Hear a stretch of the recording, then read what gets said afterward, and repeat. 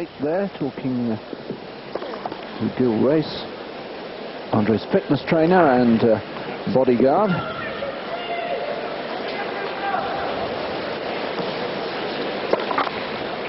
And no doubt hoping that Andre will start quick today against Bjorkman, the man who put out Britain's last survivor, Tim Henman, in the second round, and perhaps more significantly, had a 5-set win over Todd Martin, the 15th seed in the last round.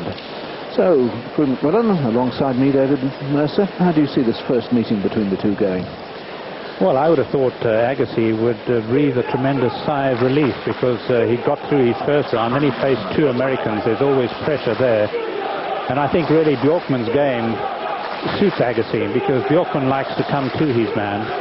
And frankly, I don't always think comes to his man with the best sort of approach shots. And I would have thought that was just down Agassi's street. I really wouldn't expect, unless Agassi's been in the Agassi form of late, but if Agassi plays a normal sort of match, I wouldn't really expect him to have too much trouble. 3-set victory I would expect, and perhaps at the most 4. Beautiful afternoon after the storms of yesterday. The roof open again. Low 20s in the temperature range. The winds dried off. Absolutely ideal conditions. Agassi to serve. 15. Bruno Rebeur from France in the chair.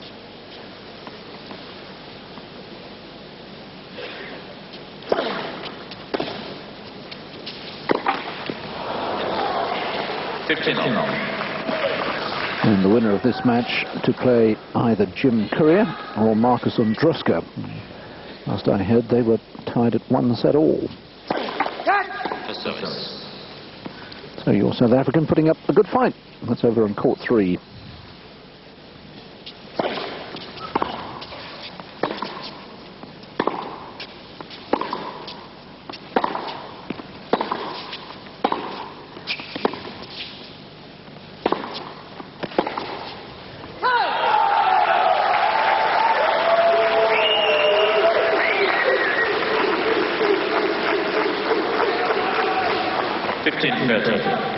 Doesn't take long for the Swedes to get into it, does it?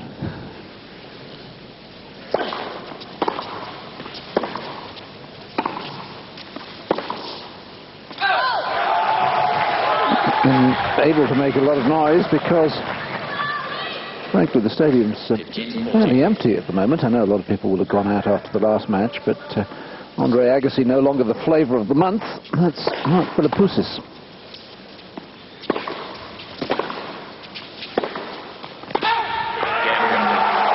Now, an immediate service break for Bjorkman, and Agassi really mistiming the ball and making a whole host of unforced errors.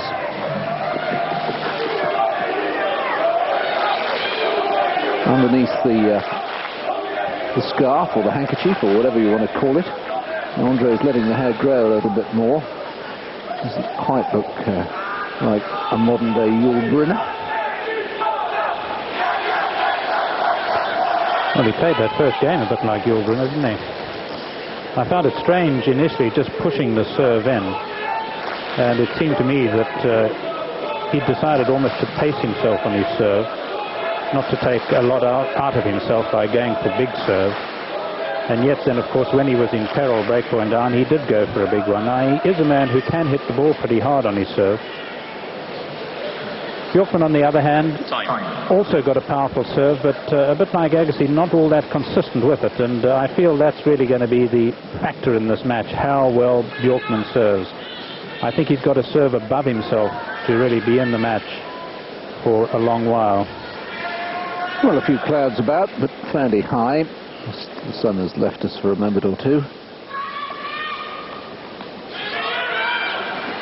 Please. Thank you.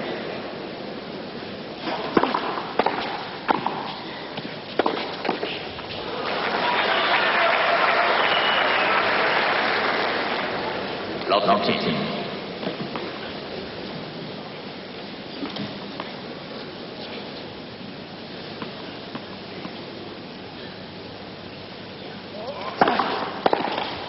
Oh! 15 all.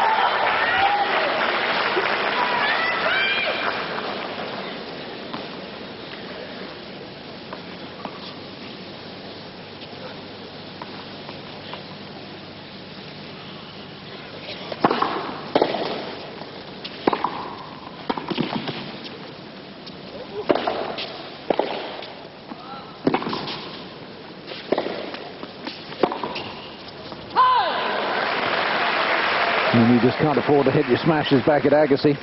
15-30. Wasn't a bad lob, though, in fairness.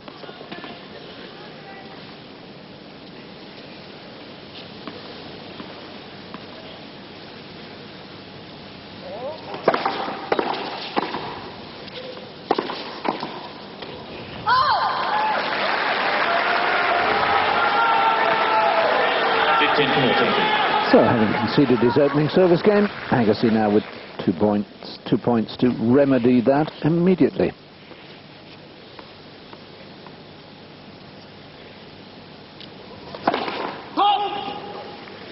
Well, I'm staggered. I thought that was a really good ace.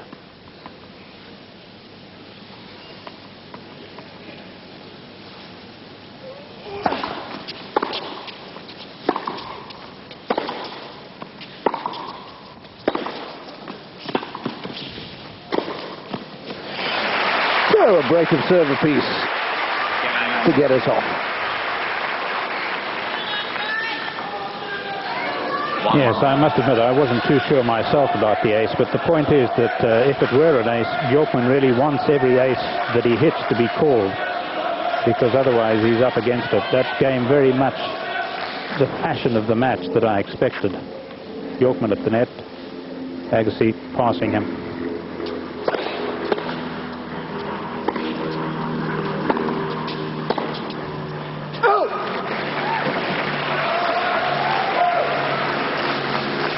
Love 18.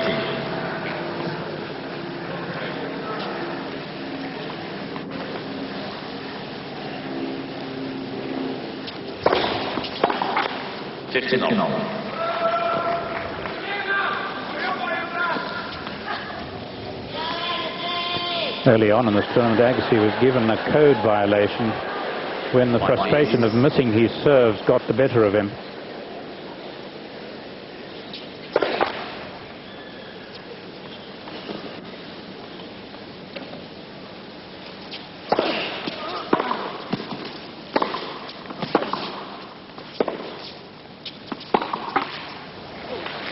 Yes, Andre's been fined twice for verbal obscenities during the opening week, clocked $2,500.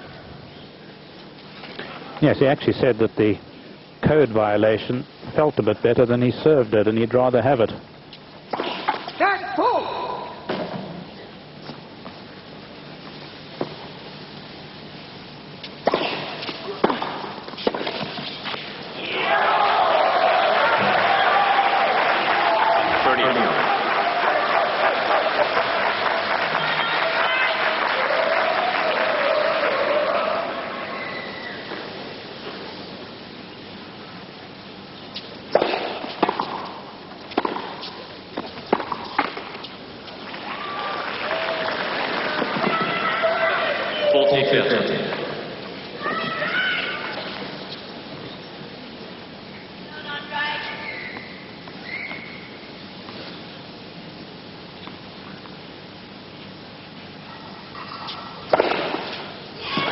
First ace of the match and the first service game to be held.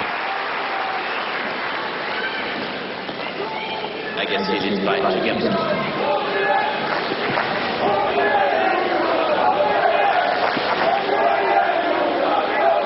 Yes, I think watching Agassi so far during this tournament, I think his serve has been a bit of a bewilderment for him.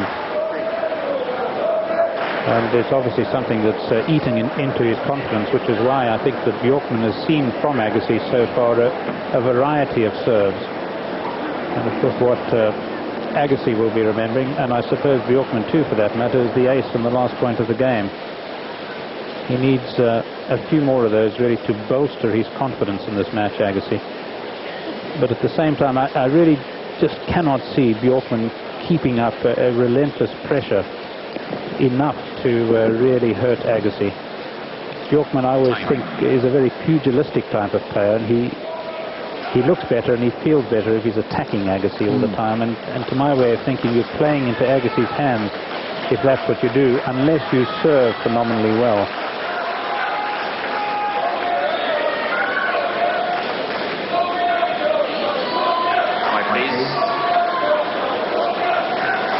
Ready to play.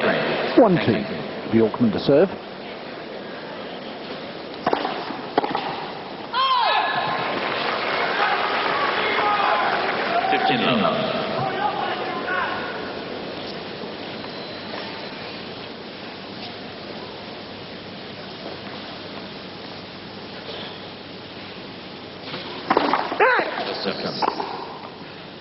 He's another one of these players who doesn't keep the ball against the racket head when he starts his serving action.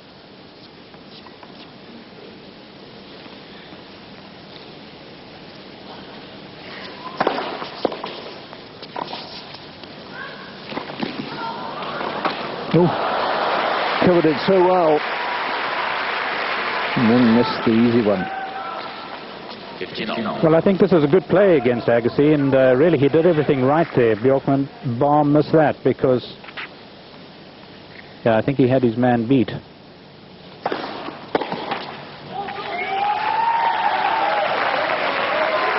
Because the beauty of the occasional drop volley against Agassi is that it's breaking him down just a little bit.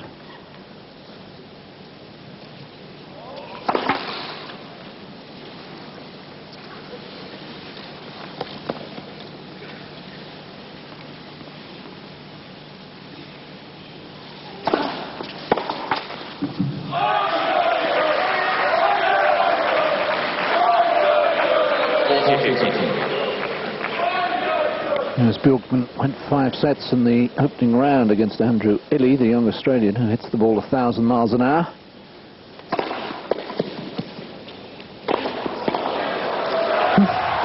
They're trying to do the slam dunk smash, except he jumped a little early, I think.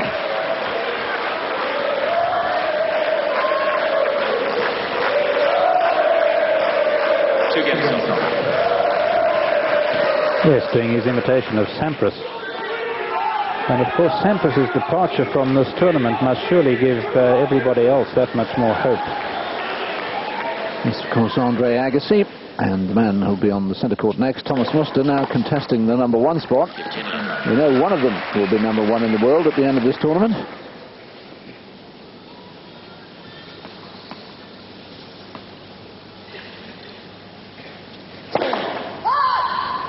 If they were both to lose today, it would be Muster.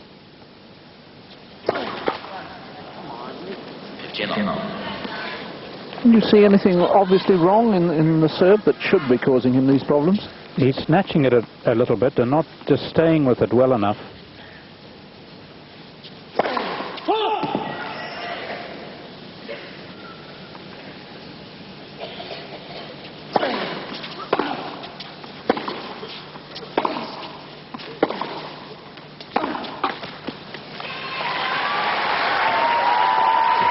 But one could certainly hear the frustration in Agassi's voice once he'd served that double. It wasn't just the sound of another player serving a double.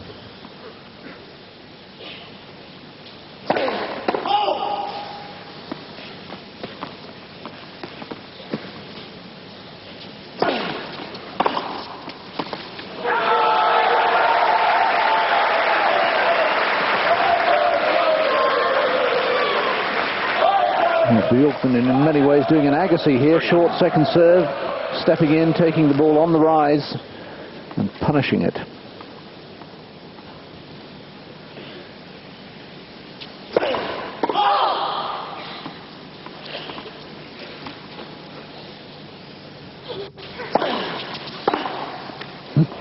And again.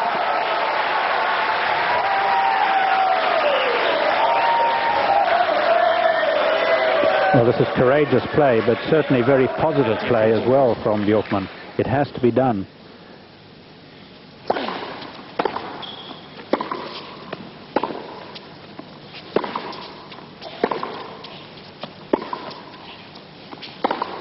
Yeah, super stuff. And for the second time, Bjorkman gets a break of serve and moves in front.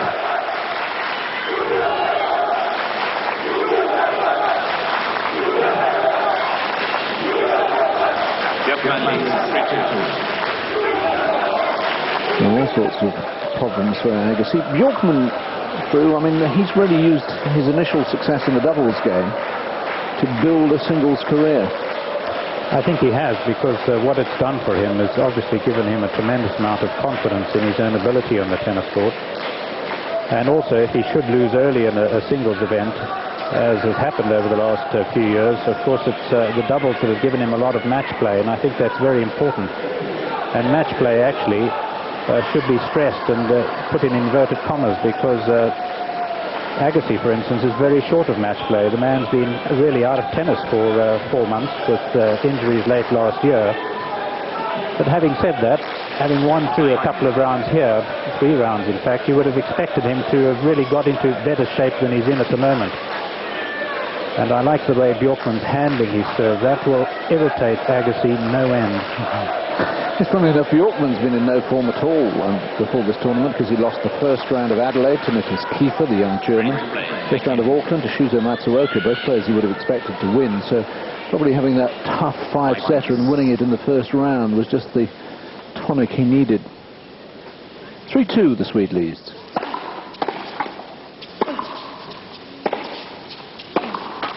Block 15.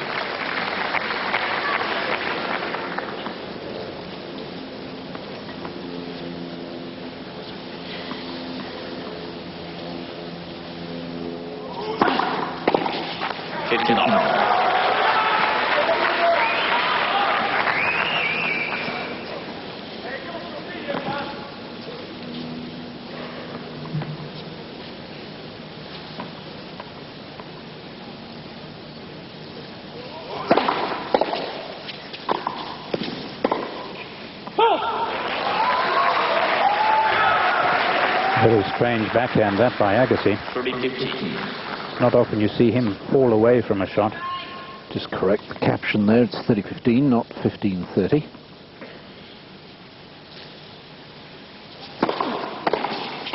Yeah, rather more typical, that one. 30.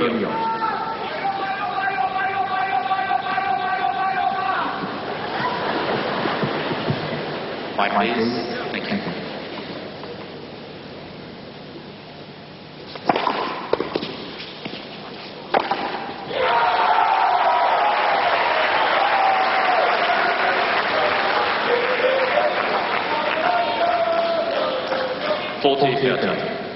Well, I mentioned that Bjorkman reminds me of a boxer, and he's certainly playing very aggressive stuff here.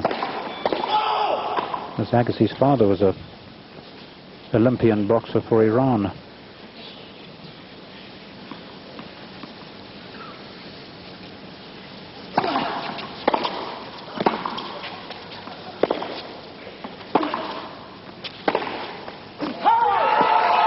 So Jonas Bjorkman does what he failed to do first time around, hold serve after breaking. The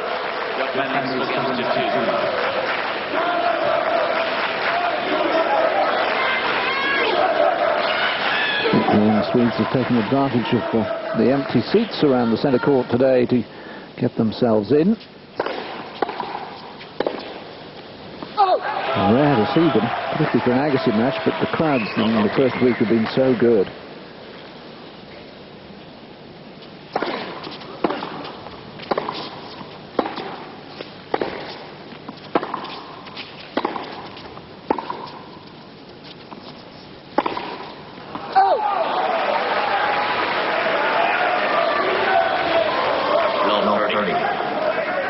Well, interesting use of the high ball there by Bjorkman. That normally doesn't bother Agassi too much. But he's a bit slapdash at the moment, the American. 15-30.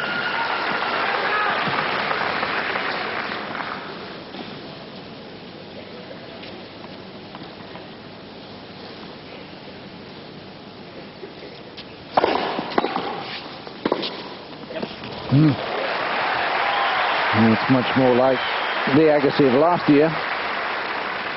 30. Well, we know he takes the ball early, but my goodness, this is ridiculous. Really stepping on the gas.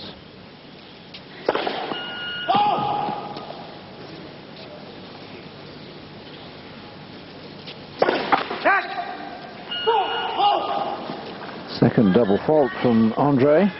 And here's a chance really for Bjorkman to sew up, or should sew up, the first set.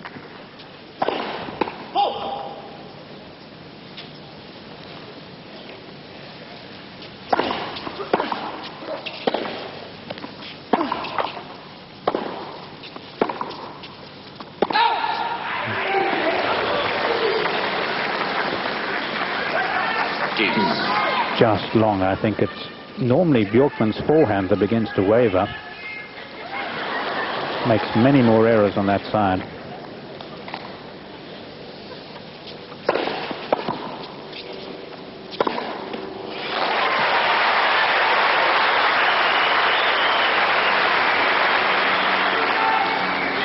Advantage Agassi.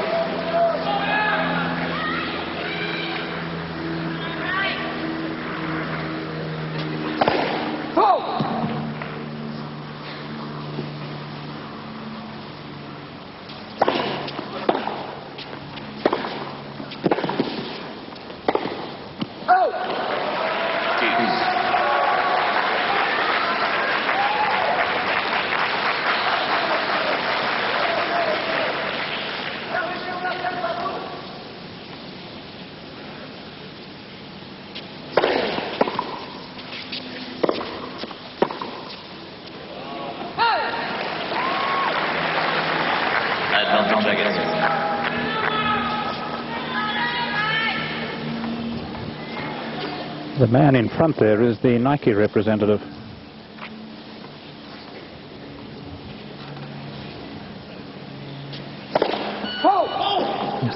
They invest in Andre Agassi to the tune of something like $10 million a year.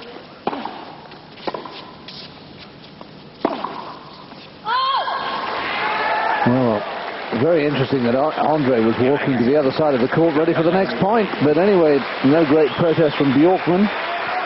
And Andre Agassi manages to hold on to that service game. Only the second he has held in the opening set. Bjorkman at 4-3. Fourth round action today from the Ford Australian Open, playing for a place in the quarterfinals against either Jim Courier or Marcus Andruska. Jonas Bjorkman 4-3 up in the first set with the break.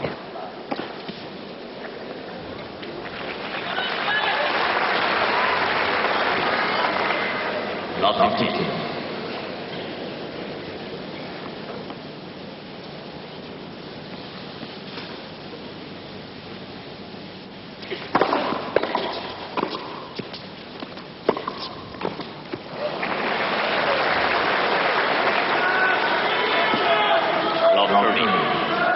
Well, he's not using the new balls as well as he would have hoped, Bjorkman. Really lofting the volley, giving Agassi so much time.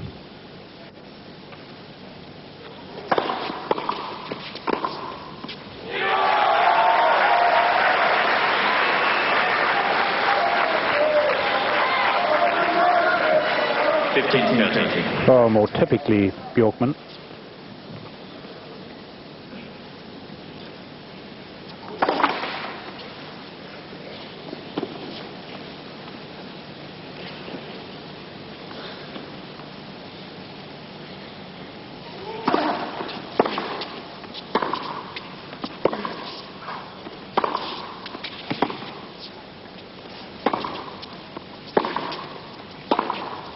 That's a lovely shot.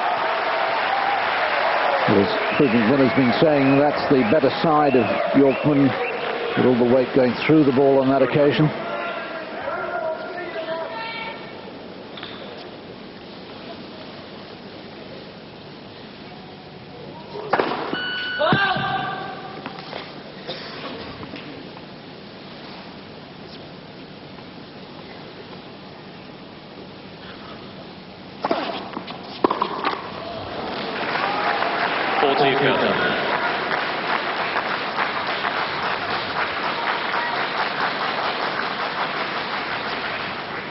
Ken Farrar, the Grand Slam supervisor, on the left of your screen, and Peter Bellinger, the referee, on the right.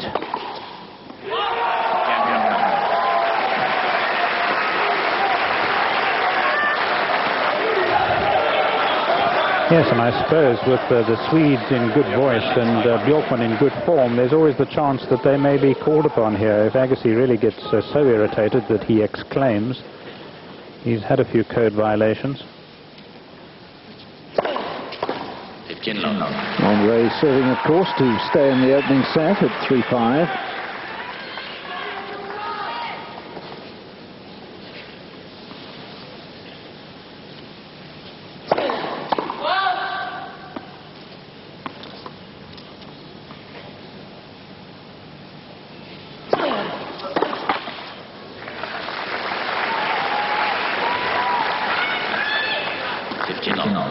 much better second serve, making it hard for Bjorkman to get on top of it.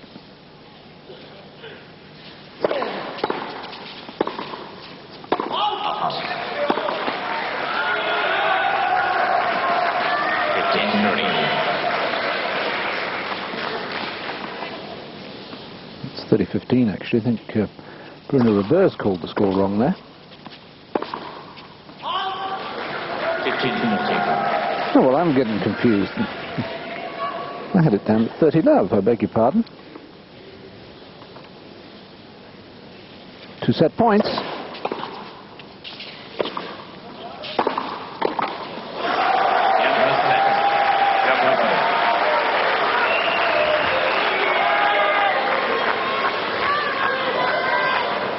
Well, yeah, it's interesting, Frew. I was right. It is 30-40, and it was 30 love, and it's now set point.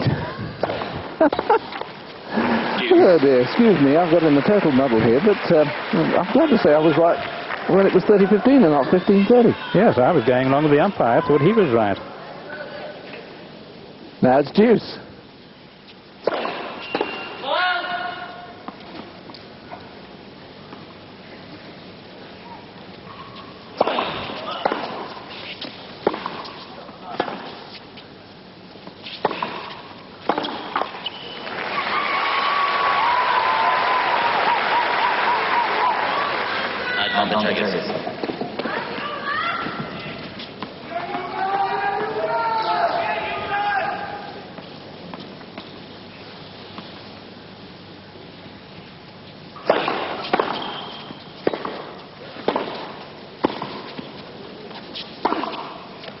Too good. This backhand of Bjorkman's really been working like magic today. As you said earlier, he's been doing an Agassi.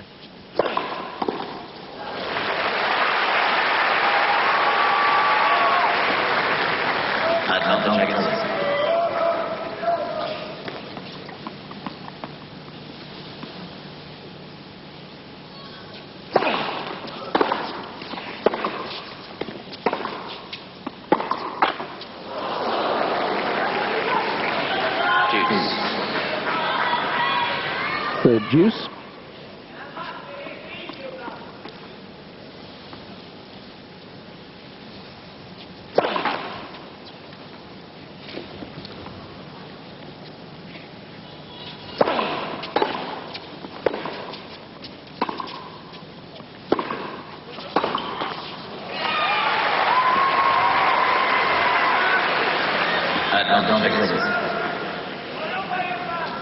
There are times here when Agassi's hitting his second serve harder than his first, it seems.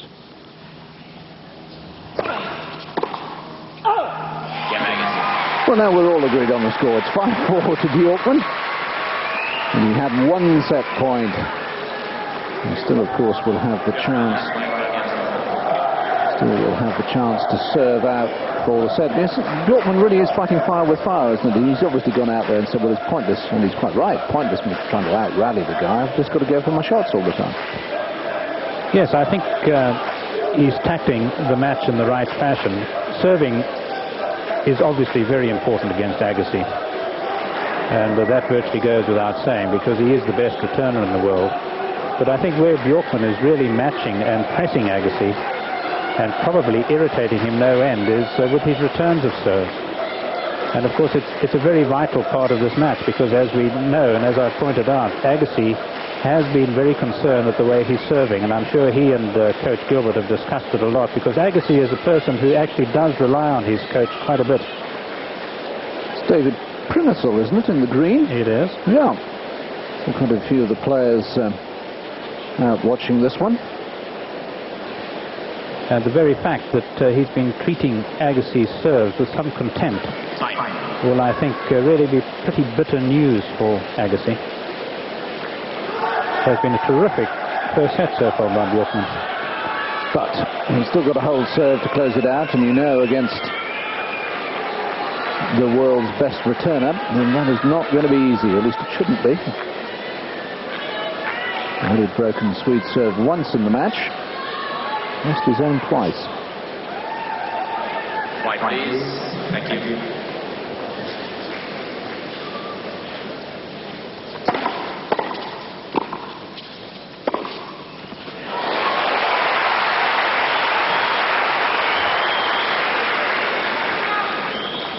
Love 15.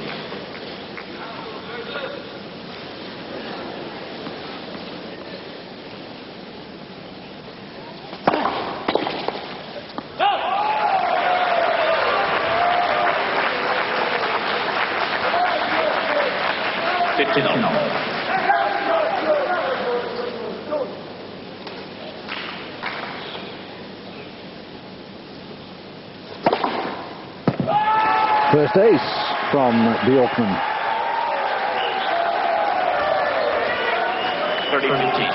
Not a great deal of effort here by Agassi. It wasn't that close to the center line.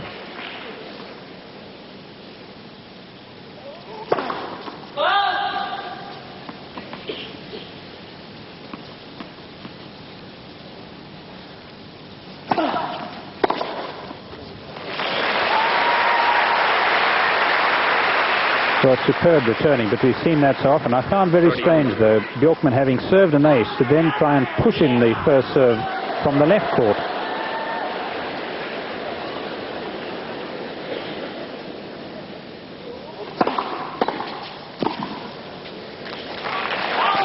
So suddenly the Agassi returns make their mark. Breakback point.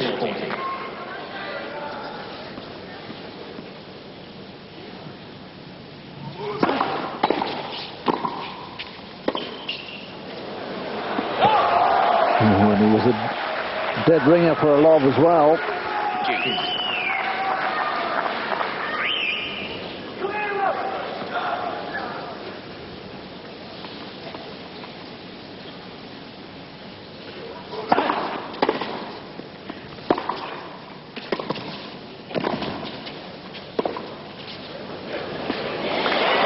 Made it this time.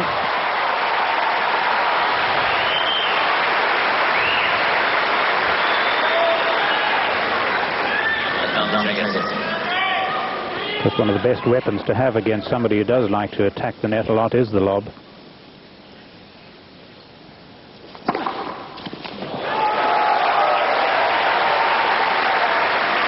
Second ace. Saved the second break point. Yes, now that's the serve I would have thought he should have used, having served his ace at 30-15.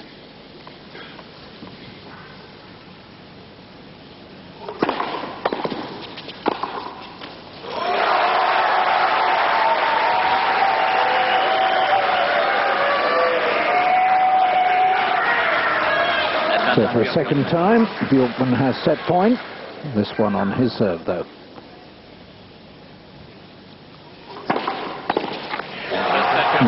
Did well, surviving the two breakback points. And after some 34 minutes, Jonas Bjorkman has the first set.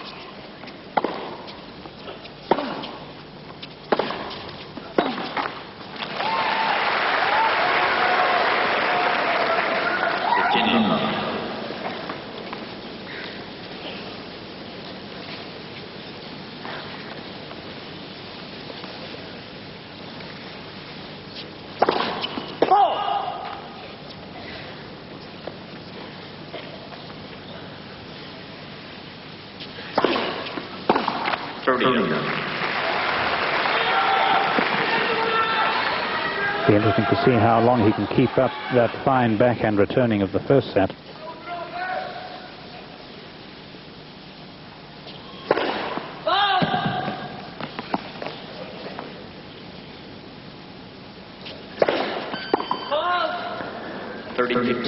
Three double faults now from Agassi.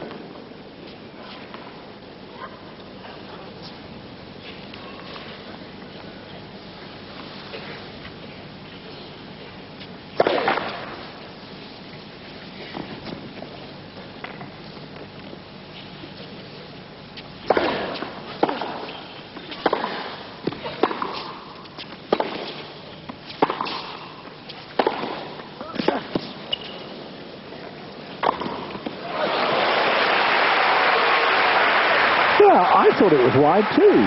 What about you, Free? Yes, it was the sort of shot you feel that there's nowhere on earth he could miss. And yet it did seem that he really just got carried away and hit it out.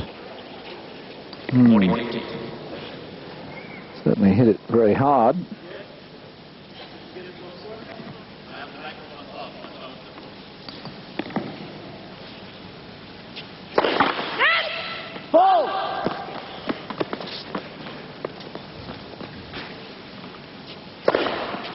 Oh my word. Well, as Phil McMillan was saying, Agassi thundering down the second serves faster than the first. So Agassi does what he failed to do in the first set. That's hold serve. Interesting developments out on the South African court. I think I can say that today, given that Amanda Kurtzer won earlier today, and now Marcus Andruscu has gone 2-1 up on Jim Courier. Remember the winner of that, play the winner of this. So he's had a good run, hasn't he, Marcus? Yes, he has, and he's a chap who deserves it too, because he's a phenomenally high worker, has a tremendous work rate. Unlike Agassi, of course, in the past, but very much like Bjorkman. Bjorkman's a hard worker and very level-headed, both Andruscu, the South African, and Bjorkman too. Agassi, I think, really showing further frustration on that second serve. He didn't get in a first serve in that first game, and really his percentage of first serves in the first set not too bad. Bjorkman's was exceptionally good, and that I think is going to be the key. If Bjorkman can continue to serve like that, which is most unlike Bjorkman, then I might have to take back what I said about, well, I have to already, don't I, about this possibly being a 3-set match for Agassi. You did concede a set. You said possibly 4, so we won't have a go at you just yet. Reminder that Michael Chang has gone through very comfortably against Jean-Philippe Fleurien, 6-2, 6-3, 6-3. He'll play the winner of the next match on the centre court. After this one, Thomas Muster and Mikael Tillström.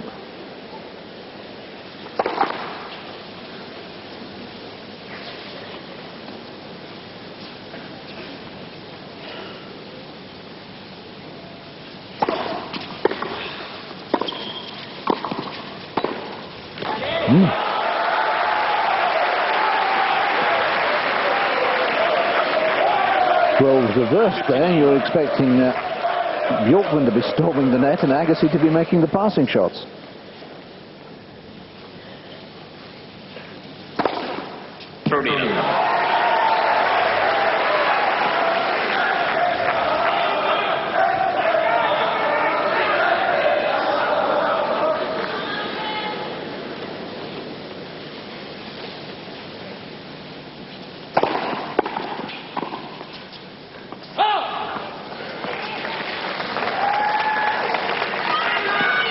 Yes, I suppose Agassi's thinking is that he's losing, and in some ways he's got to change a losing game. Thus a bit more attacking, perhaps.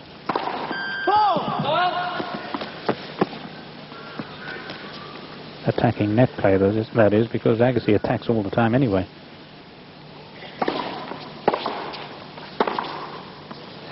Yes, plumb on the line. I always think it's so valuable for a player to be able to play the backhand down the line, because normally, as there, the opponent doesn't cover it. They cover the cross-court shot.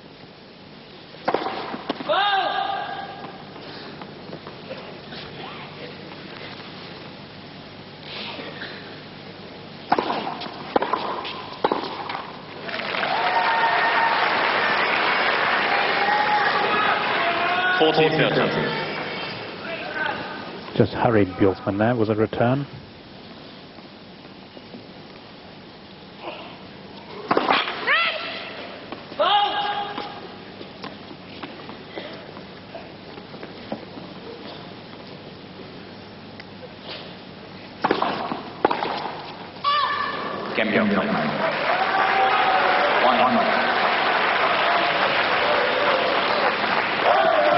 Yes, the other point about the shot hit straight down the line, of course, is that it's the shortest distance, too, between hitting and landing.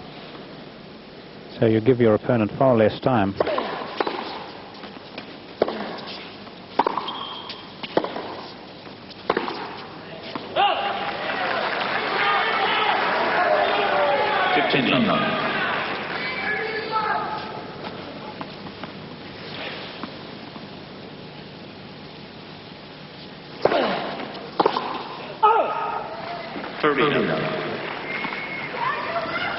Well, there are signs that Bjorkman's return not quite so effective now as it was in the first set. Admittedly, that was off the first serve.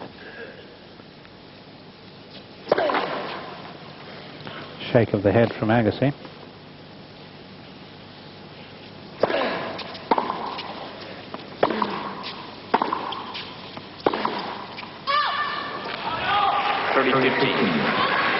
Seems to be, to me, to be a particular impatience about his game today.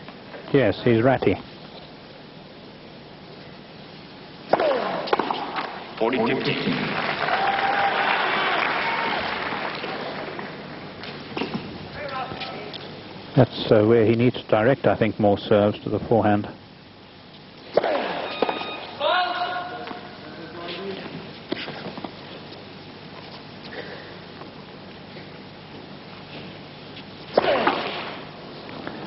Fourth double.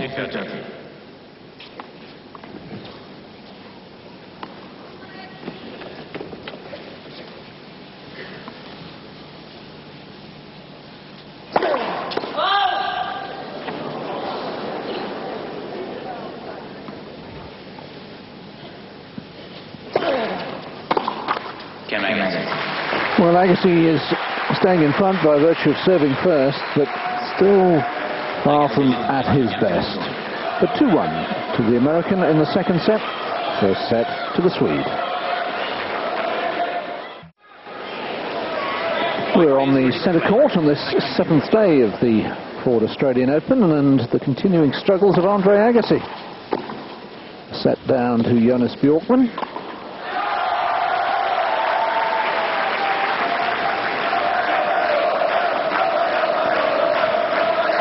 Bjorkman, who's yet to win a singles title. Runner-up to Michael Chang in Hong Kong last year. He's notched up 10 doubles titles. Oh! Well, that's a very late and slow overall. Yes, I thought it was in too. And he said himself when I said point before you saw that one. It's so bad. You're so bad, Bruno.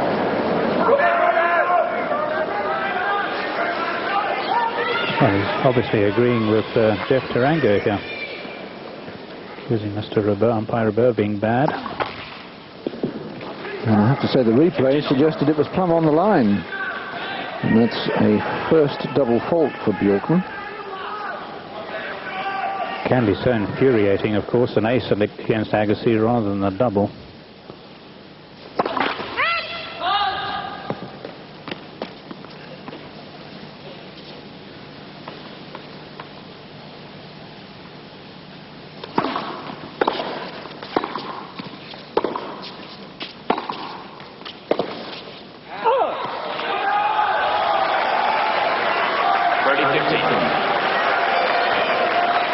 Well, Agassi just, I think, feeding Bjorkman too many backhands, playing somewhat into the Swede's hands.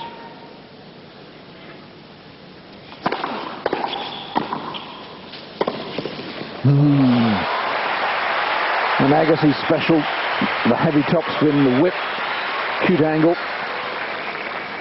30. Terrific. He gets there with time to spare, so Bjorkman isn't sure which way Agassi can hit the ball. If he gets there very late, the chances are he can't hit down the line. He can't hit cross court. Need more time to snap it across court.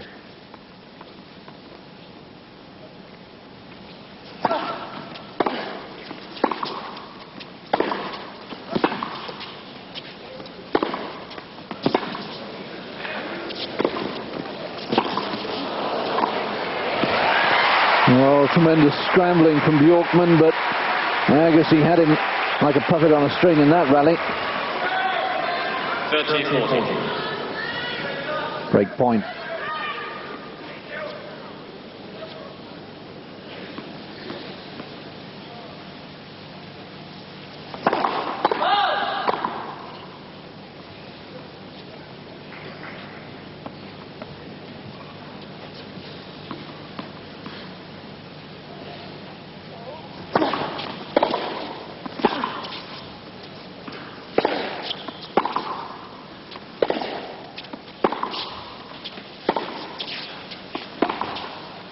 No, that's long.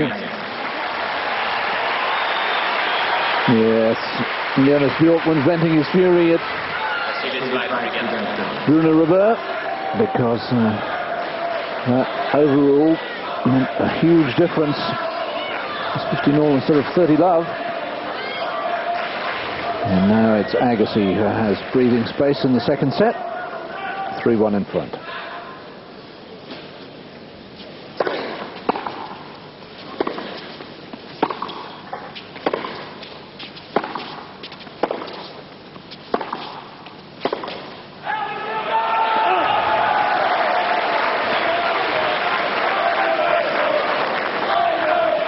Well, it's not only a good physical response, this by Bjorkman, but it's a particularly good mental response.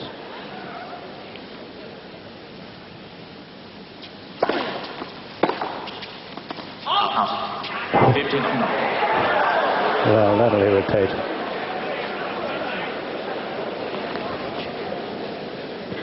Particularly when the opposition stops the ball. Oof, maybe not, but it hurts.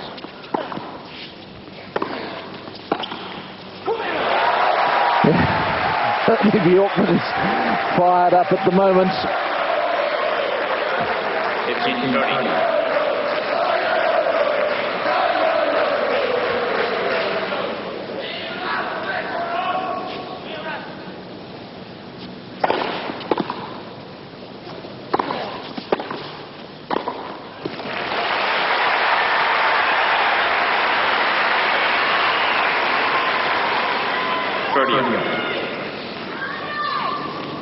Well, there may be just suggestions here that Agassi is wising up to the Bjorkman forehand.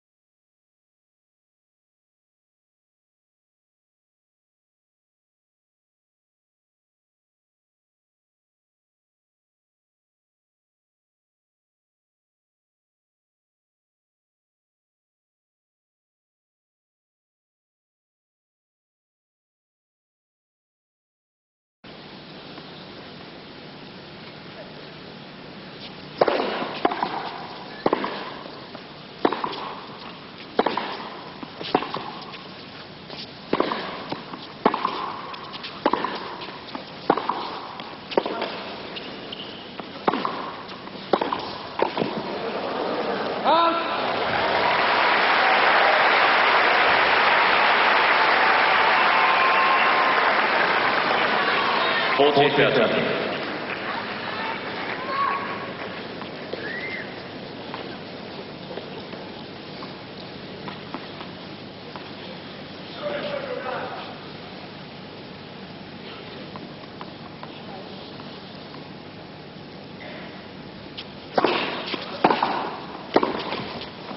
Oh my word. Bjorkman has another look at the line. I think that one did catch it.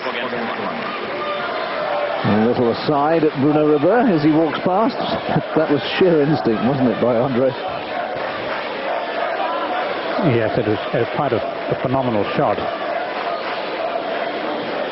But ironic too, of course, that it should land so close to being out, because it's at a stage like this that you start imagining little ghosts, isn't it? And you just wonder whether again the umpire perhaps didn't err in favour of Agassi, the showman, the star. Those sort of feelings are bound to creep into a lesser player, and by lesser player, let me remind you that Bjorkman is ranked 34 in the world. He's not that far down the rung. But there's often a feeling that as good as the officials are, that they sometimes just bend a little in favour of the stars. And when you're at the raw end of a deal, as Bjorkman no doubt has, then those feelings become a bit more indelible. Well, the stadium that was, well, to be frank, pretty empty when this match got underway, now filling up again. People have had their stroll around the grounds, bought their souvenirs, had a bit of grub. Settling down, and what could be, certainly at the moment, looks as if it's going to be at least 4 sets. 1-4 Bjorkman, but just the one break of serve behind. No, that's nice and crisp. 15 long.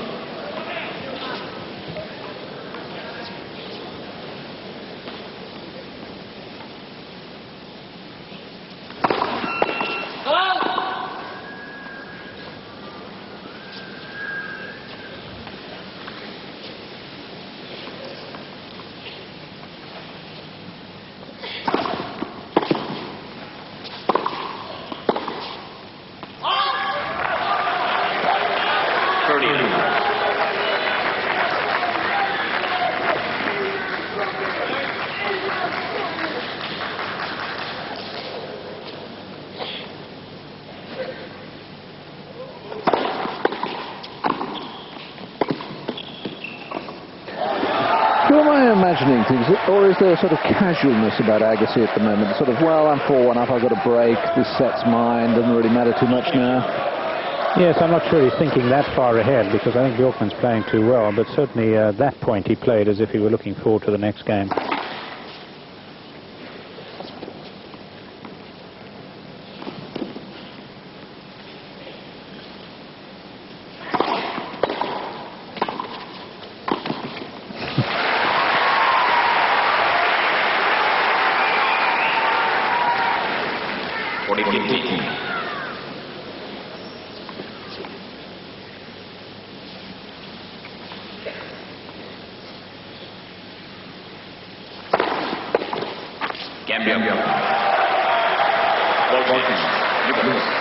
I just don't sense in Agassi throughout this opening week the same intensity as we saw a year ago, when he seemed so focused on winning a second successive Grand Slam after he'd won the US Open. And I mean, in this round, of course, wasn't it the 4th round that he destroyed Rafter? Yes, I think there is a marked difference, and I think it's worrying really for Agassi supporters. And I frankly thought he would come out here today showing far greater intensity, precisely because Sampras has lost.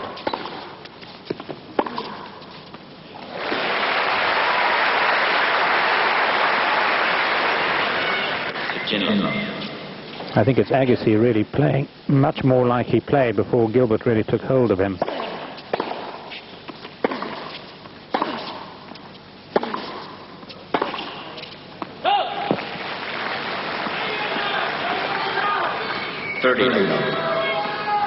Bjorkman, to my mind, has a sort of not dissimilar forehand to Edberg in that he somehow masks the ball. The racket frame is half closed as he takes it back.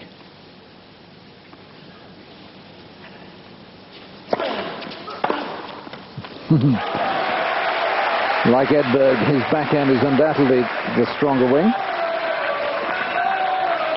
Good to see Stefan still going in the doubles with Peter Korda. He beat Florent and Eagle, who'd put out the #1 seeds.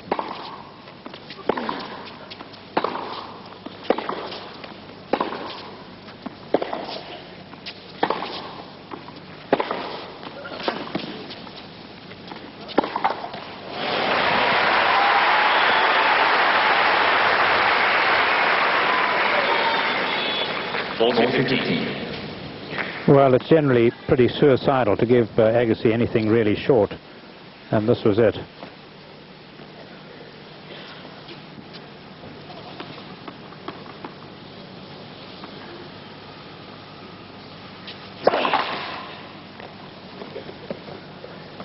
Another shake of the head as another first serve is missed.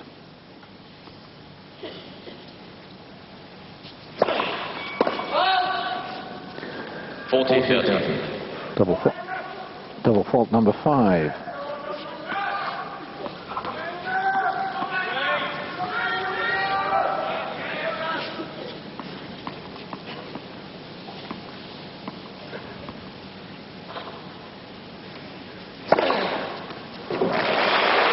Followed by just a second ace.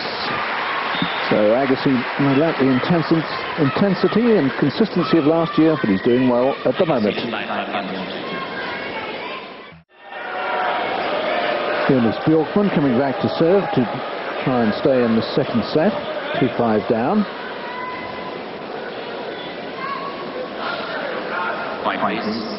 Thank you.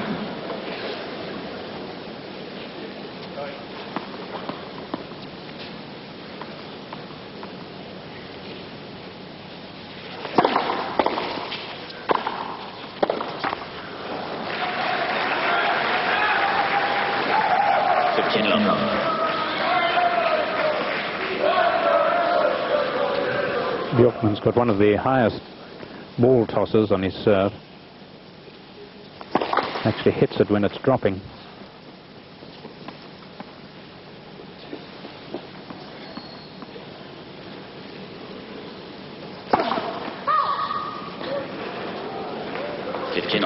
His second double fault.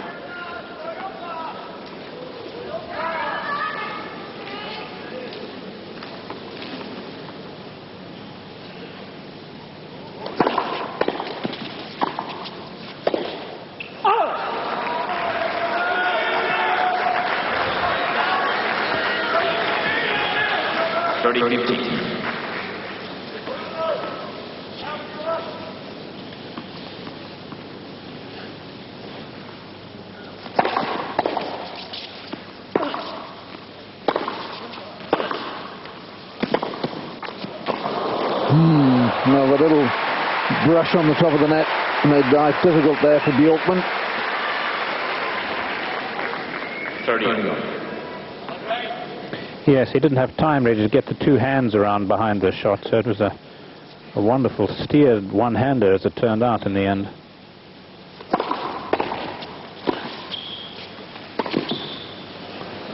Yes, that's the perfect time for the lob. Bjorkman recovering from the low volley, moving forward. And Agassi's placement perfect at its set point.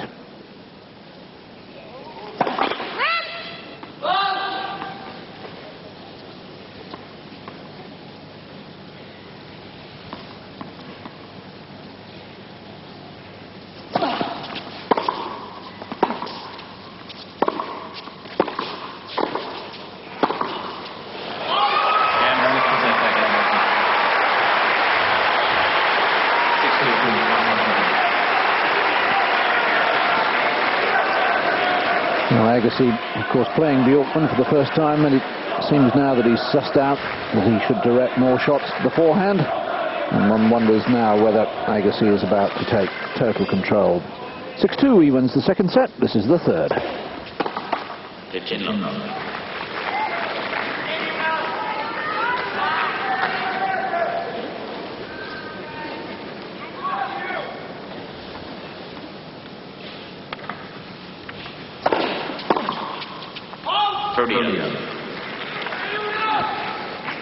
Well, he certainly seems to be serving a bit better, Agassi, and on the other side of the net, Bjorkman's serve certainly nowhere near as effective, as consistent.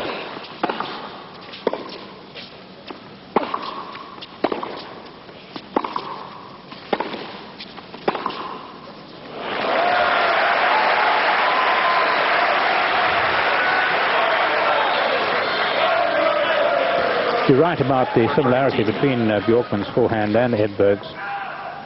As they begin to sort of deliver the forehand, they address the ball very similarly. Their stances are alike.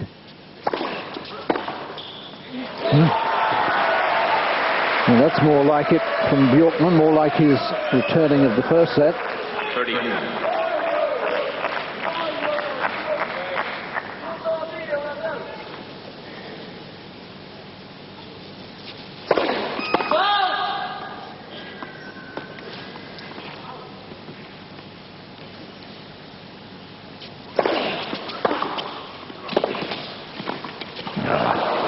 He's tried one or two of those fancy little volleys and has lacked the necessary finesse.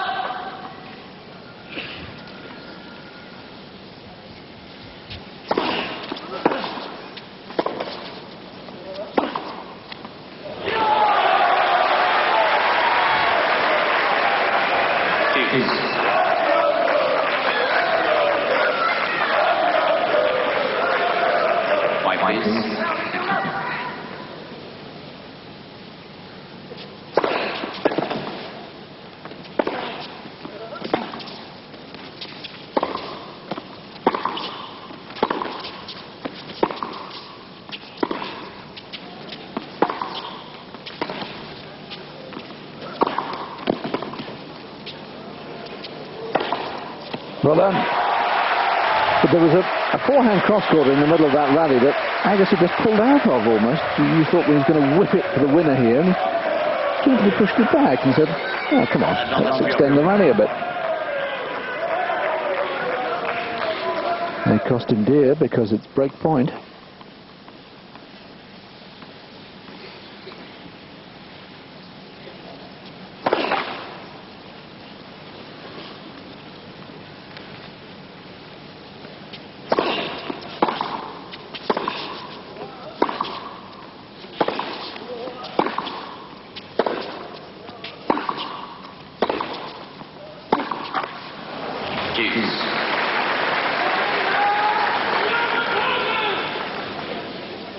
Well, I've said that Bjorkman always reminds me of a boxer, and there's certainly things very pugilistic about his fighting here.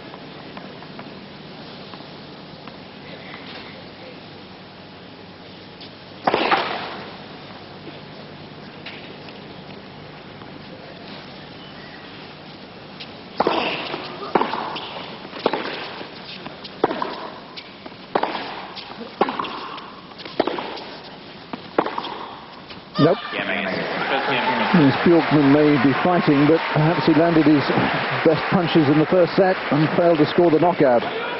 Momentum's with Agassi at the moment. 3 games in a row, and he leads 1-love at 1-set-all.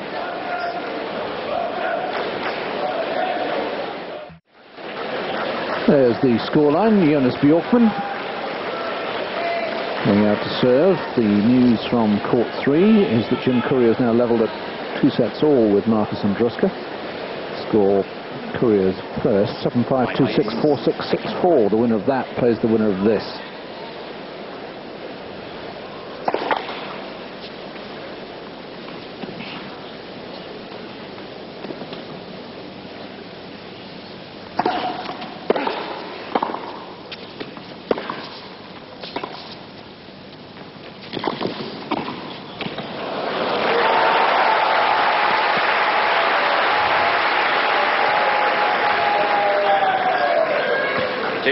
Shake of the head there from Agassi. That tells you that Bjorkman brought this off against the odds, perhaps.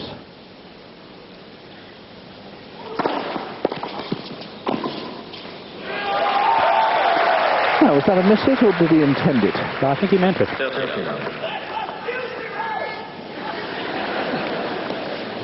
Yeah, just caught under the ball nicely, putting the stop spin on it.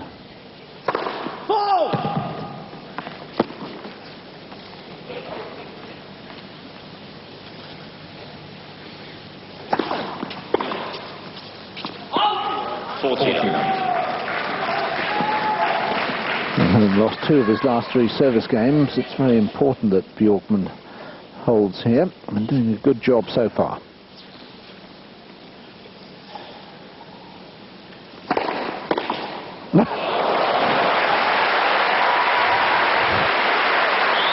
Every now and again, Agassi reminds us of his unique talent. It's almost as if he catches the hand grenade and throws it back to the man who's thrown it, where it explodes. Wonderful.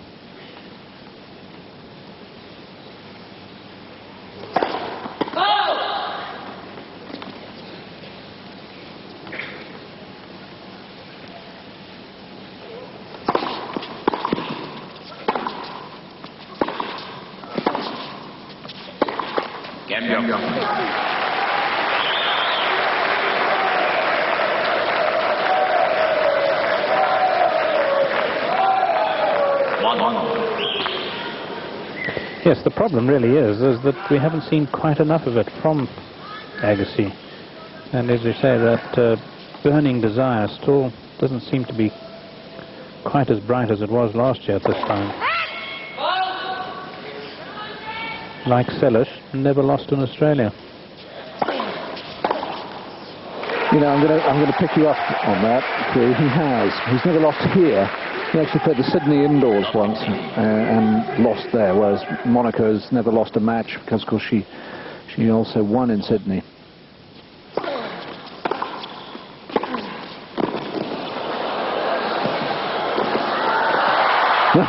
That's the sort of stuff everybody wants to see.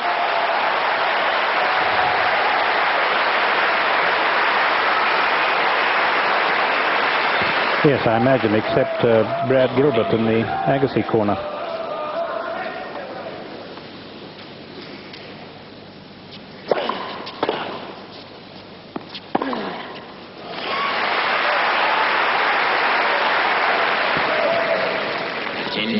Sadly, the Sydney indoor tournament, which is a terrific tournament, no more. Lost its sponsor last year.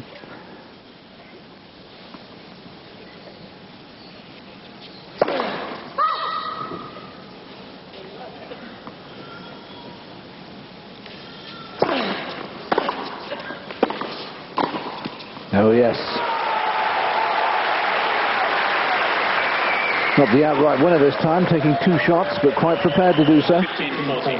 Yes, and Agassi's forehand really not as stunning as it often is. 2 break points.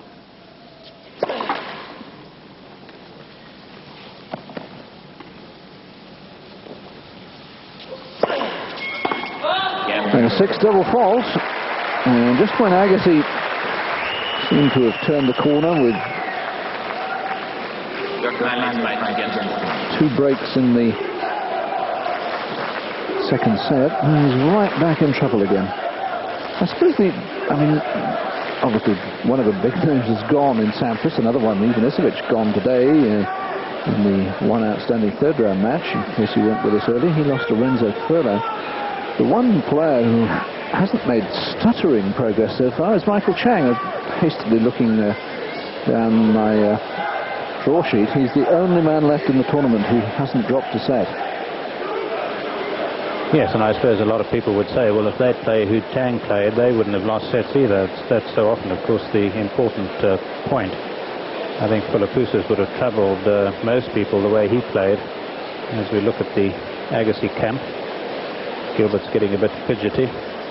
If you want to know any sporting score in the world, even if he's concentrating on Agassi's game, Brad Gilbert's the man to ask. And in fact, Agassi relies quite a bit on Brad Gilbert. And he's often surprised when people speak to Sampras that Sampras doesn't rely on any coach nearly as much as he does on Gilbert. And he thinks, Agassi, that Sampras has the feeling that Sampras can't really lose. If Sampras plays well, can't really lose to anybody else. Whereas Agassi doesn't quite have that self-belief.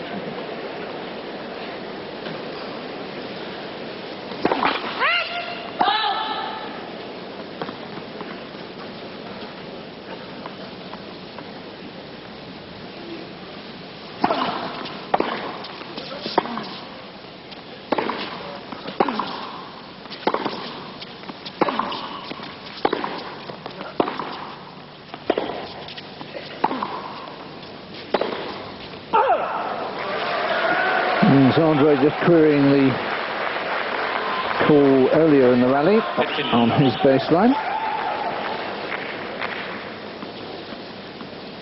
Whoops.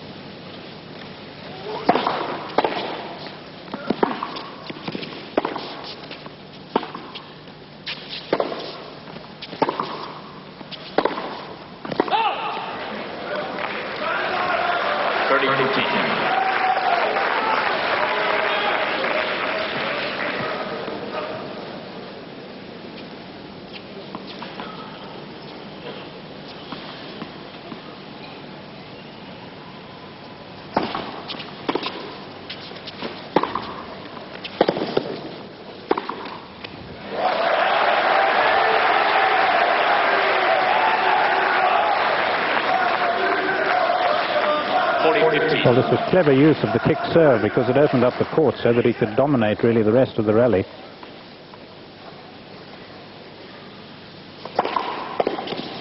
Yes, good serving indeed from Bjorkman. Bearing it up, the kicker, the flat. And the Swede leads 3-1 in the third set, but 1 set all. And all this in an hour and a quarter. One of the lovely features, I think, over the last 18 months is just how much tennis has speeded up.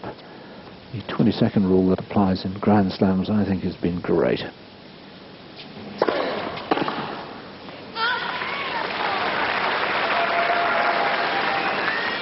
Seconds between points they're allowed now. Used to be 30, still 25 on the men's ATP Tour.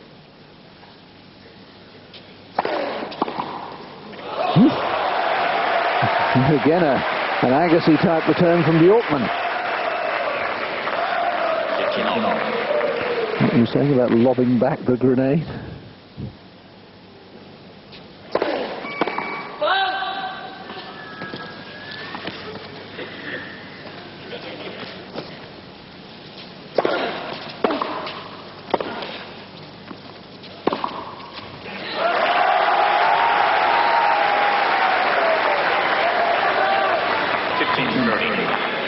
Well, he's crippling Agassi with some of these returns.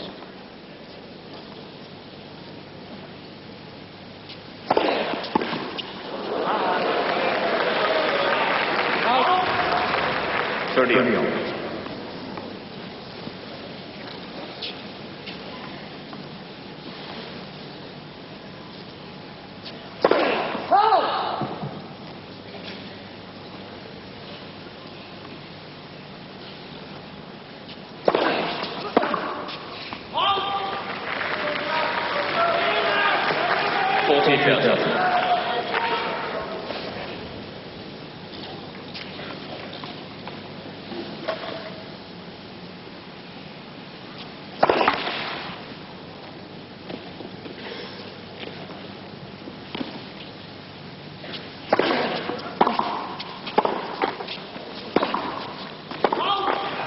Got the call he wanted that time. So Agassi stops the rot. He's lost the 3 previous games at 15-30. In some danger of losing a 4th. But Bjorkman still has the break in this 3rd set. And it's the Swede who leads 3-2. One set apiece. We're reaching the halfway stage of the first Grand Slam of 1996, day 7 of the Australian Open. Thanks very much for your company on Eurosport. Do hope you've enjoyed our first week coverage. We'll be with you, of course, all the way through to the climax next Sunday. A little bug or a piece of paper on the floor. I wonder if Andre Agassi will be in that men's singles final. Plenty to do today. First, Bjorkman serving at 3-2 in the 3rd set.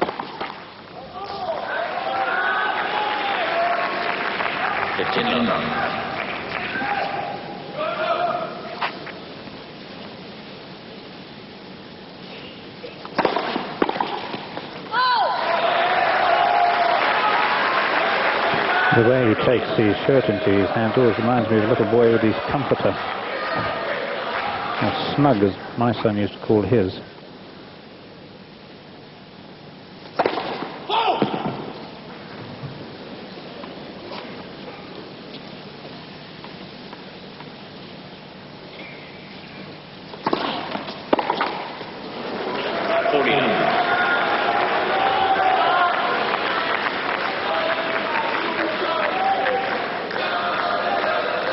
Doesn't look a happy sailor, does he?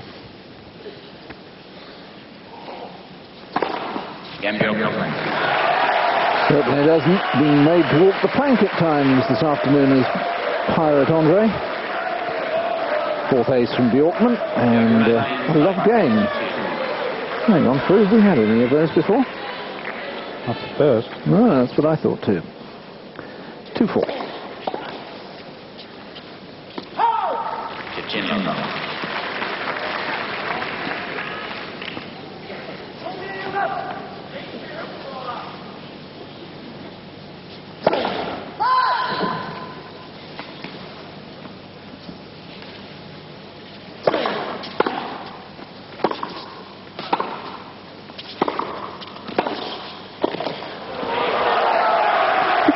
Lethargic almost in the way he's moving. He's strolling around the court and lunging at it. It's almost as if, you know, this is a nice Sunday afternoon exhibition match.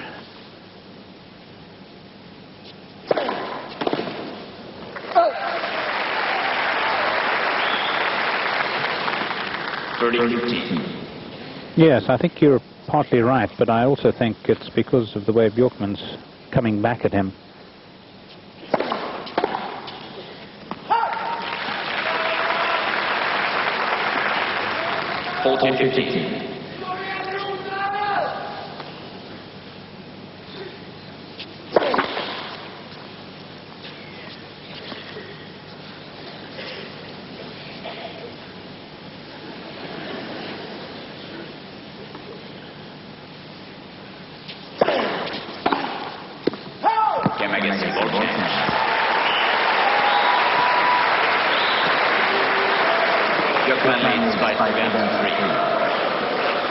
The other thing that there isn't, that we had last year, was the same great intensity amongst the crowd whenever Agassi was playing. I mean, because he was new to the Australian Open, he was a huge story.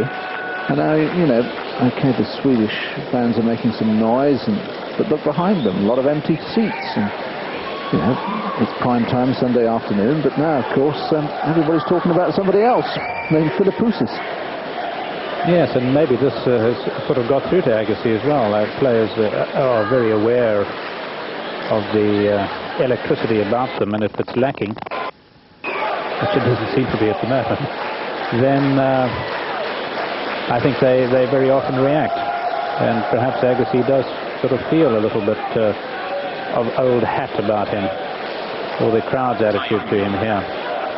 But you're dead right about there being not quite the hunger and the appetite in his, at least, outward mannerism. I mean, Mats Wilander was a classic case of someone who got to #1 in the world and then found it desperately difficult to maintain that level. And I don't see any evidence that Agassi is making that dramatic a climb as Mats did, but do you think that having achieved those goals, there isn't quite the fire in his belly? I don't think there is. I think that's very obvious, and I think it really hinges a lot on how Gilbert treats him and how he whips him.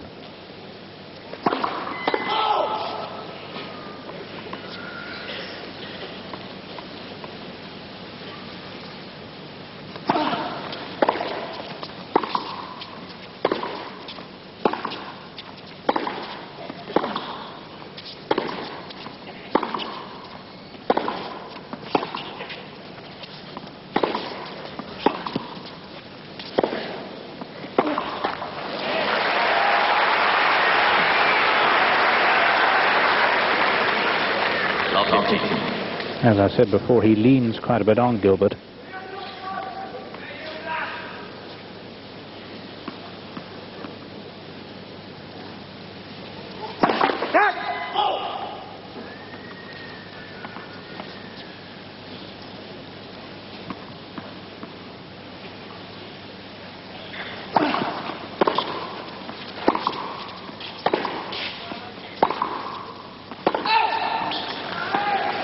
Now then, dangerous signals for Bjorkman. That's 30.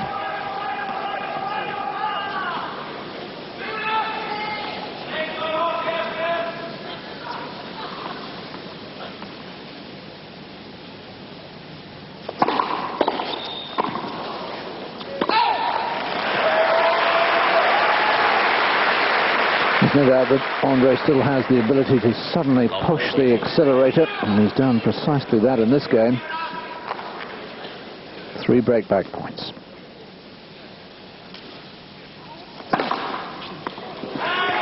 Well, it's interesting, isn't it? I mean, I thought that was wide, but no call, and earlier on I thought one was from on the line and there was an overall. 5th ace.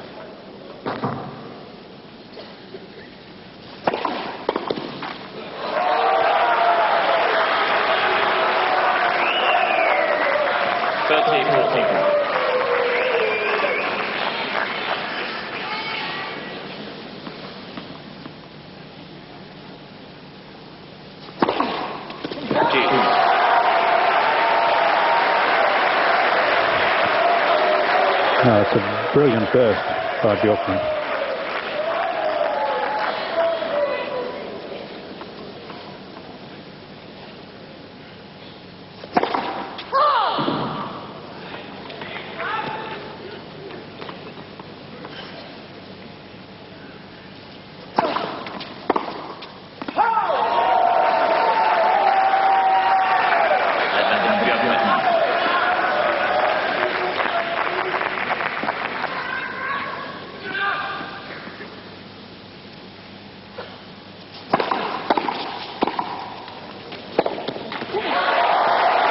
And again, it was a stunning return, but Andre almost stopped and sort of said, well, that's won me the point, and it hadn't. And he really wasn't ready for the next one. So well done, Jonas Bjorkman, escaping from a love 40 situation. And that means that Andre Agassi is going to have to serve to stay in the set.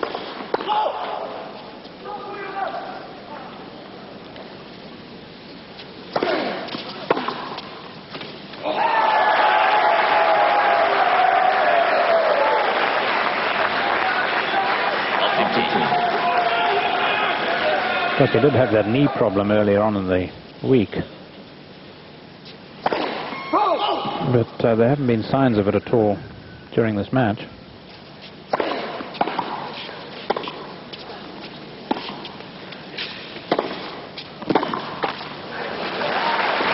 That's right. He knocked his knee coming down a spiral staircase in the hotel. Troubled him considerably against Eklis in the first round, but Seems to have responded to treatment since then.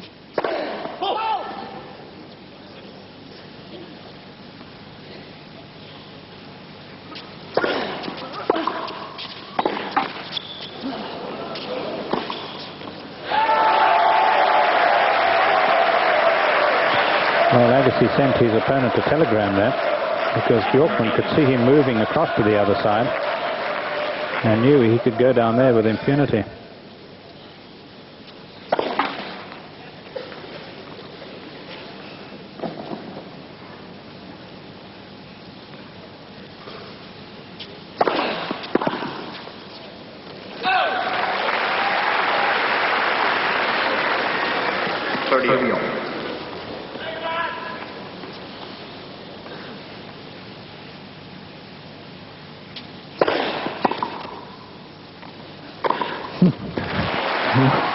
Bjorkman has stopped, expecting a call, but no bleep. 14%. Now friend Cyclops.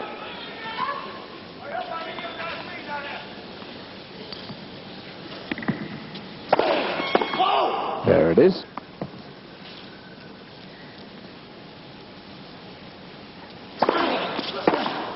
Oh, yes.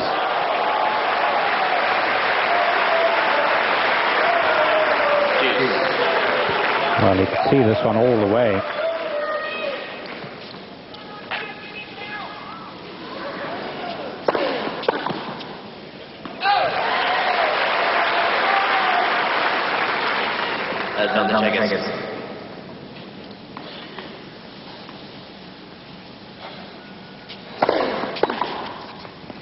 Agassi holds on, but Bjorkman is still 5-4 in front. And that, of course, means that the Swede will serve for the set. We'll take a short break. Join us again. Key moment in the match here. Jonas Bjorkman about to serve for 2-1.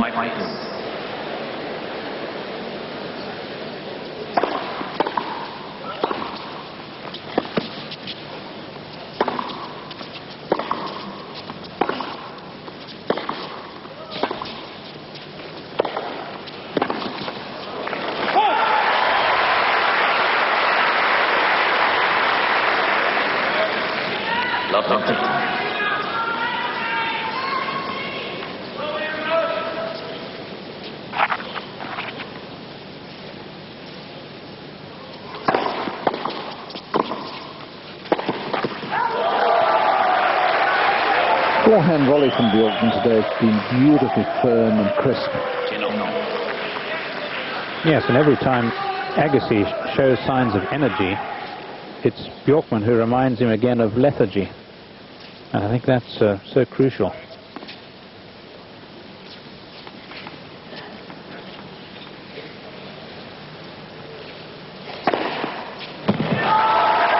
And that one seemed to be hit a lot faster than anything else Bjorkman's produced today. 7th ace.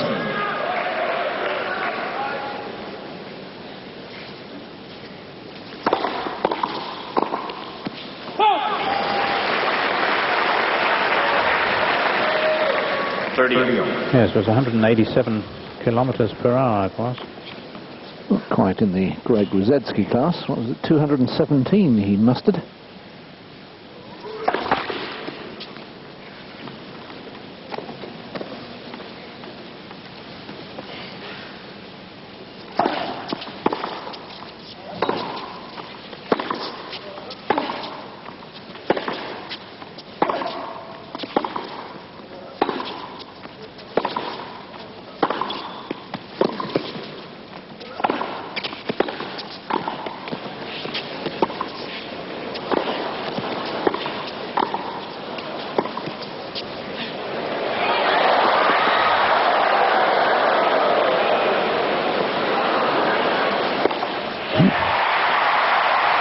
Well, best running the match by a distance. I suppose Bjorkman will be saying to himself, I've got to be more decisive at the net. Well, two wonderful lobs, weren't there? 13-14. And he seemed to take his time on this, Agassi, almost as if he was going to catch it and say, why do you run so much? Break back point.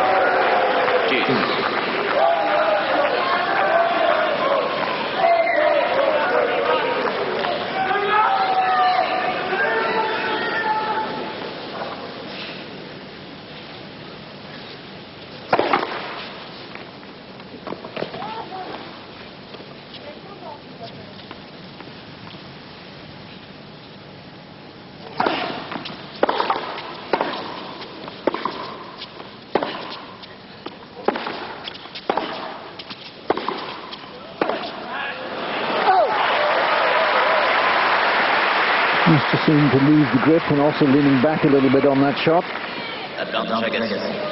And the second chance for Agassi to tie this set up at 5-all.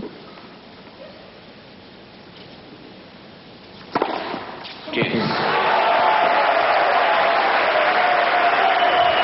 so right, Bjorkman always seems to respond whenever threatened.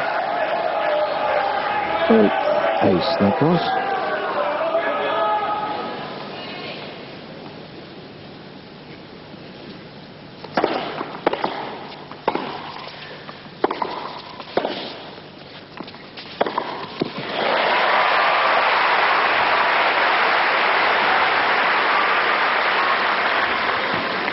Well, it seemed from the word go in this game that Agassi obviously was very intent on breaking back, and Bjorkman's done mightily well to hold him.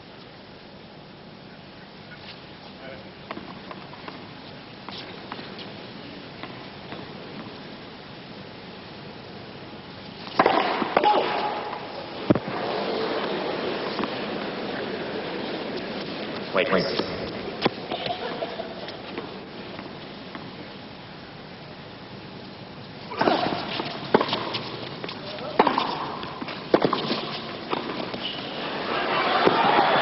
No, he's overcooked it.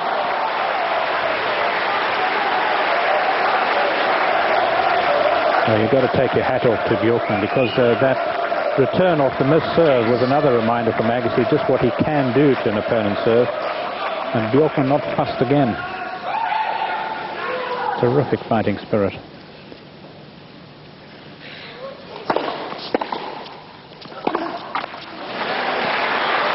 He's going to have to survive a fourth break point if he's going to close out this set.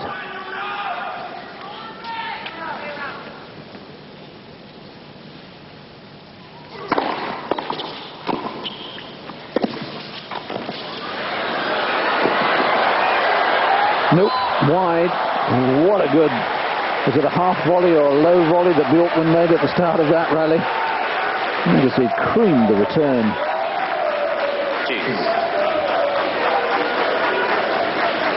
Juice for the fourth time, making this the longest game of the match.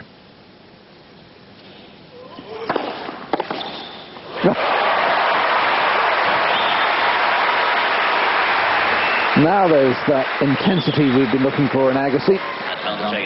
Yes, isn't there? I was going to say that some of the drop volleys that Bjorkman's played would also tired Agassi out a little bit, but no sign of that.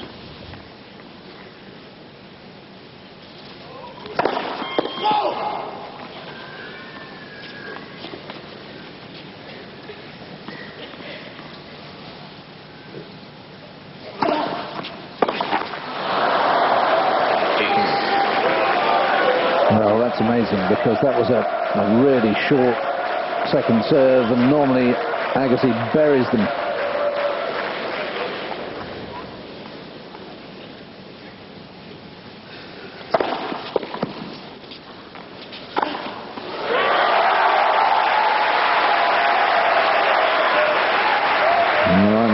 surprised that Bjorkman clinches a fist, because after 5 break points against him, the Swede now has set point.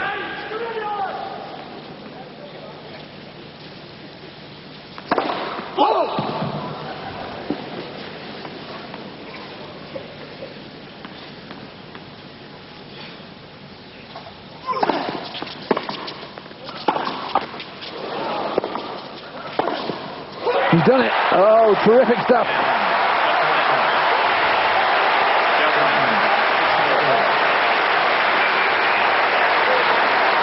Yes, he deserves their applause and support. He really did grit his teeth. And Jonas Bjorkman takes a 2-1 lead over Andre Agassi. And here's another big name staring exit in the face.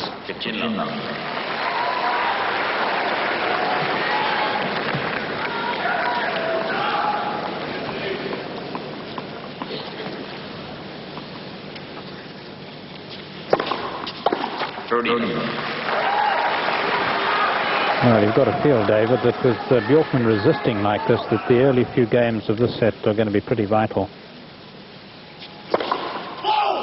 A test of this man's stomach. 40. And also, I think, just from the way he's played the opening few points of this set, now Jonas Bjorkman needs to just calm down a fraction. He's got almost overexcited. I can understand him being excited.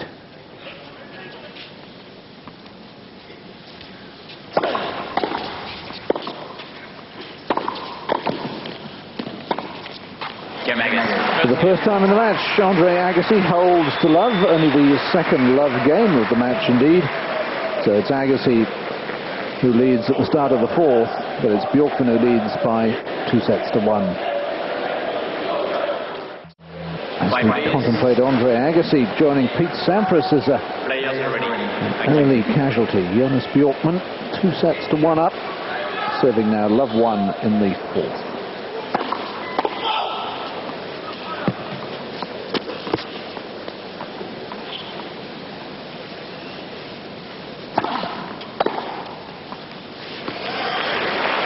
Now we now know, although they won't, that the winner of this match will play Jim Courier. He's won for the second time in a row in 5 sets, taken the last set over Marcus Andruska 6-2 in the fifth. Yes, I'm going to remain silent for some time. Well, you've had all the wins in the cricket. You can't win everything, you know. And Amanda Coetzer won earlier today.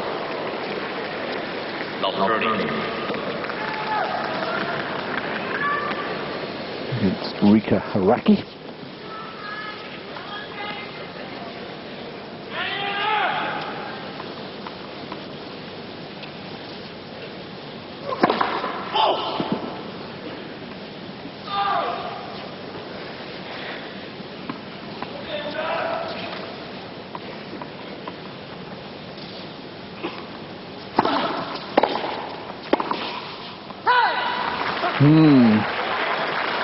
It does seem to me that Bjorkman's just lost his concentration, and this could be fatal. 7 points played in this fourth set, and he hasn't won one of them.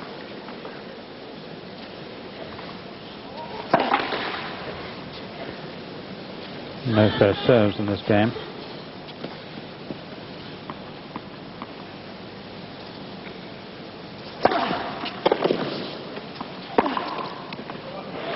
A very deep second one that time.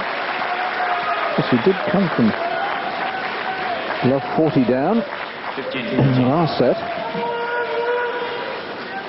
Agassi's now missed 10 break points in the match.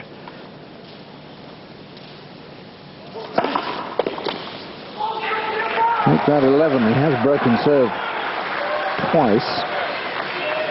30-40.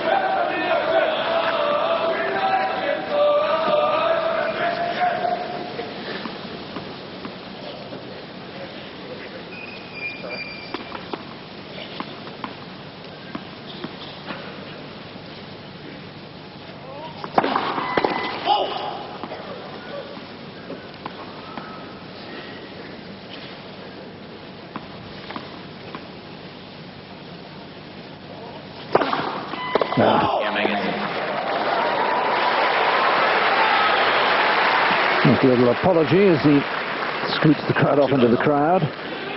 So a third double fault, and in fact that's the fourth time that Andre Agassi has broken serve in the match, because I'd forgotten he'd broken serve twice in the second set. 2-love now in the fourth.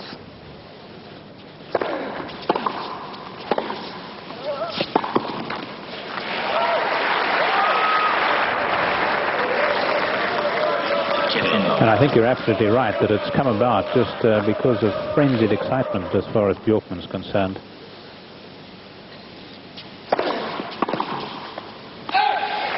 Sniffing victory, yet another upset,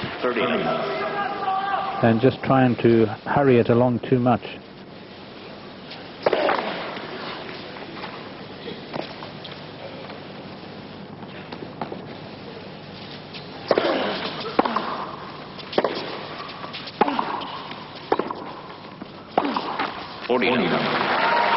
Yes, it is very strange, isn't it?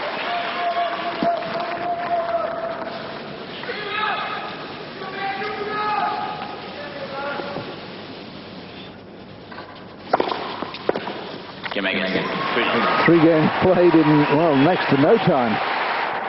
And Bjorkman's won 2 points. And Agassi needs 3-love, and we begin to think immediately of a fifth set. And of course, that's the huge difference, isn't it, between best of 3 and best of 5.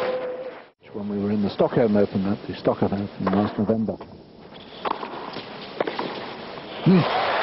Suddenly, Andre Agassi is on song in a big way.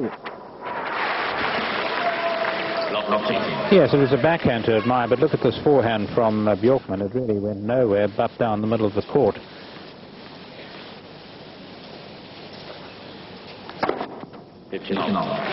Ninth place.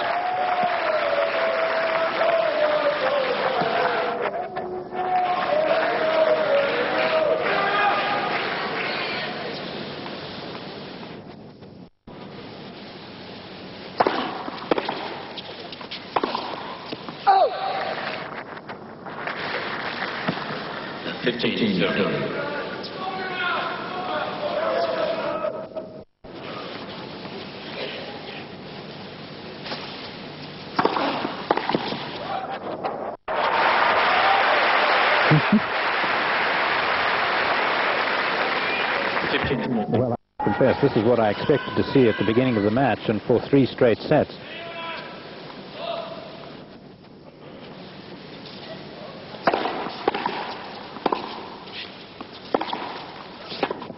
Agassi irresistible all of a sudden, and 4 games to love in the fourth.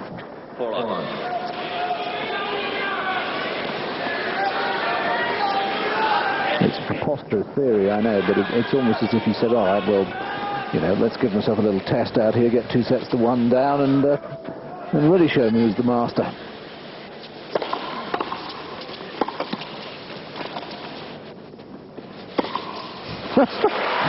Toying with the man at the moment. 15-love.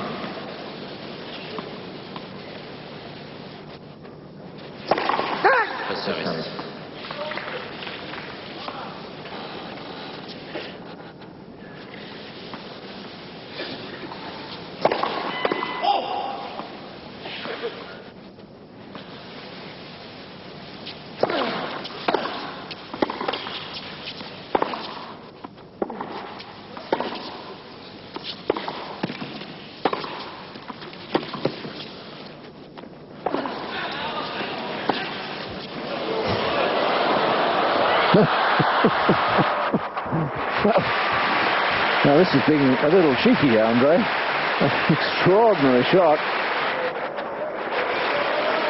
Well, quite a bit of variety here. In fact, so many. I think they can now do Heinz's 57.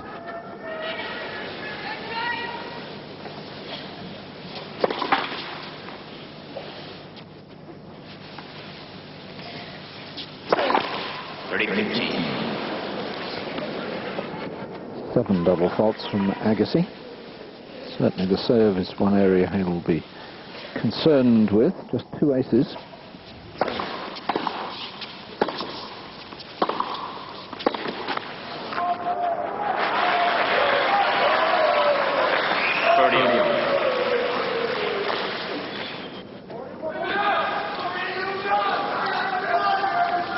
please. Thank you. Your service.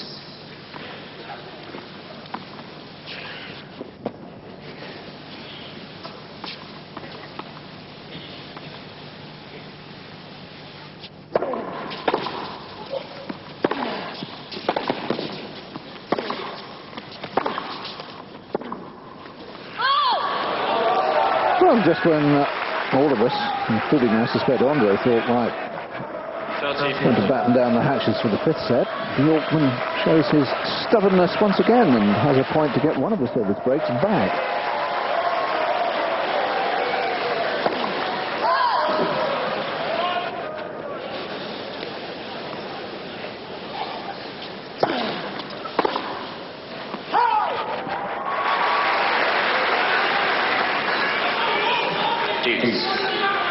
Yes, I don't think you get to 4-love down against Agassi in the fourth set and just throw the set and go into the fifth. Knowing that Agassi's a bit short of match practice, you want to keep him out there.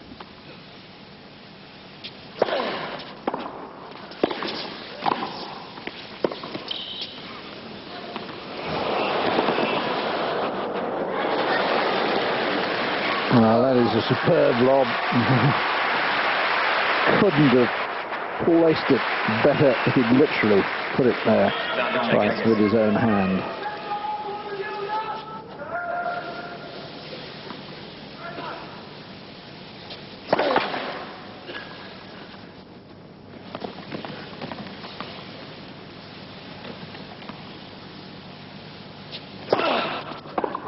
Game Agassi. 5 games to love. Andre Agassi leads in the fourth set. We're heading for the fifth.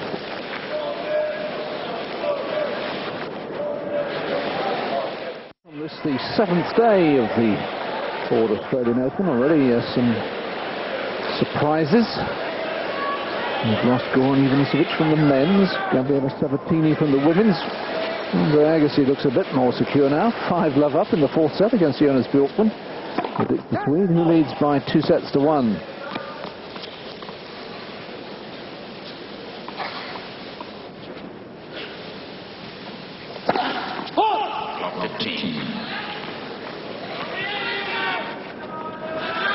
That's a fourth double fault from Bjorkman, who will want to hold serve here, not just to re-establish himself, but that would probably mean he'd serve first in the fifth set.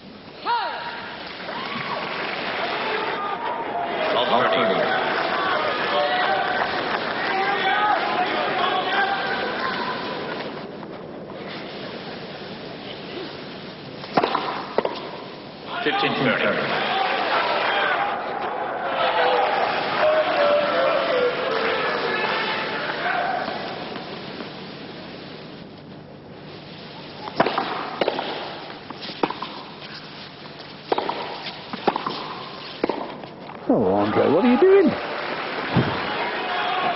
Standing in no man's land. Trying to play a volley off his toes from 2 meters inside the baseline.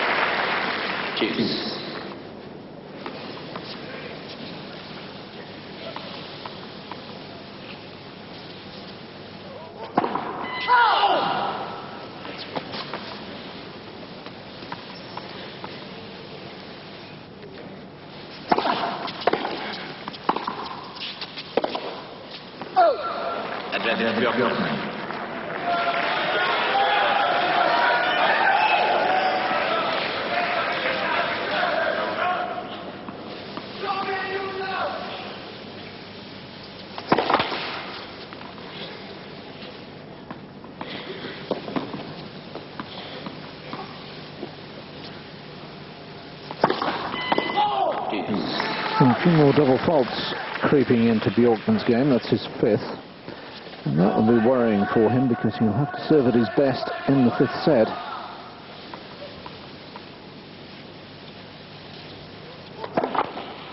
I suppose I shouldn't assume there'll be a fifth set, but no, I can't see even the fighting qualities of the Swede getting him out of this scrape.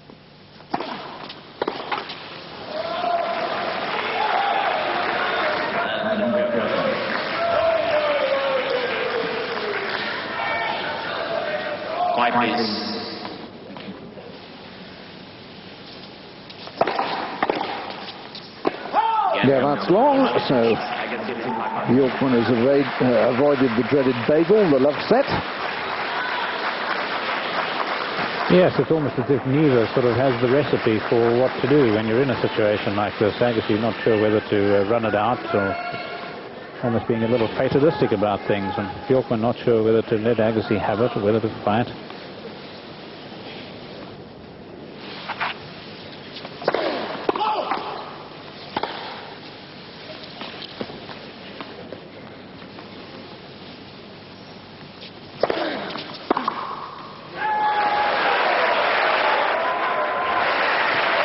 Ball sounded broken. Really middled it.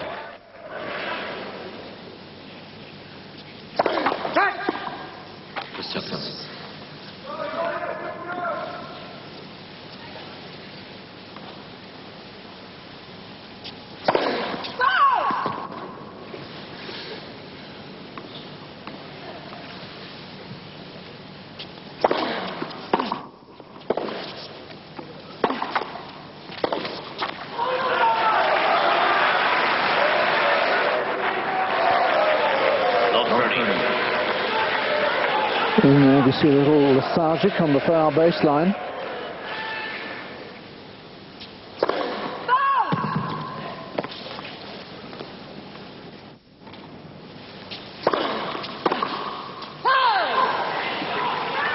Not too far away. We reached the 2-hour mark, so you can tell that we really are getting on with this match.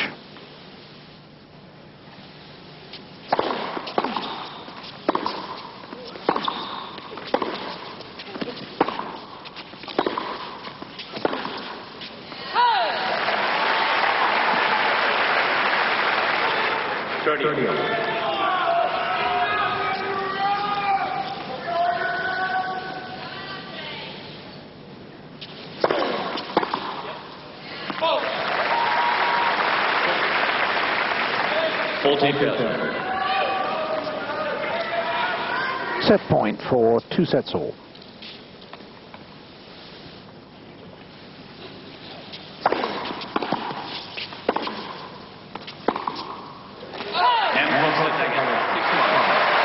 For the second time in the tournament, the second seed will have to go the distance. His camp looked pretty pleased, as they might well do, with his performance in that fourth set. We'll take a break and be back for the fifth after this.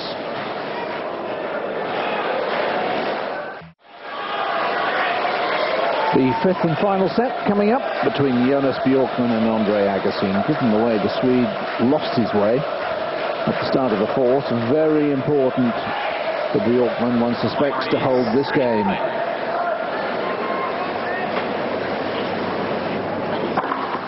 That's the ideal start. 10th ace. He's got a terrific 5-set record, Bjorkman. Looking up in the book, he's played 8 and won 7 of them. Agassi not so good. He's lost 11 and only won 8.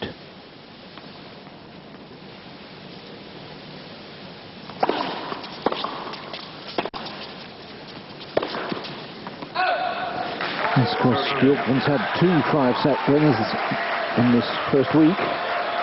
In fact, really in the first round, Todd Martin in the last round. Mind you, Agassi's had 1 5-set win. Yes, they won't be in the book, of course. So he'll be 9 and 1 now.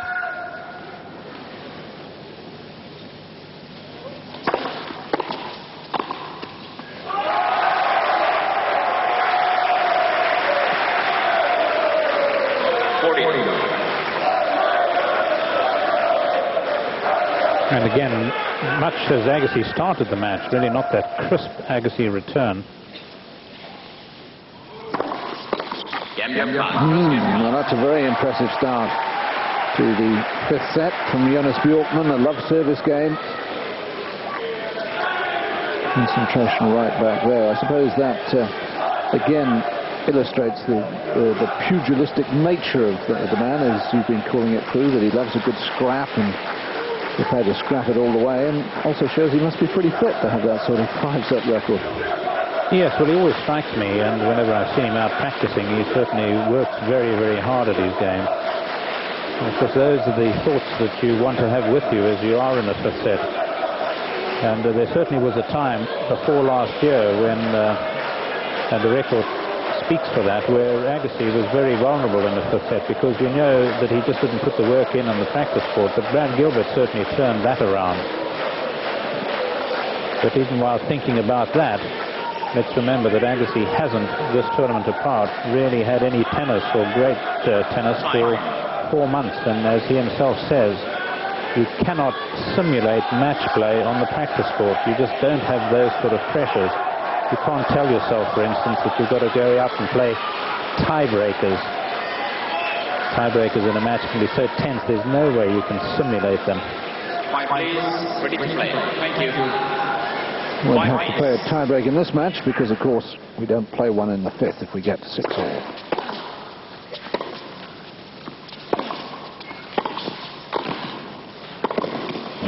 Yes, didn't do enough on the volley that time. A bit too obvious. And certainly too short. 15-love.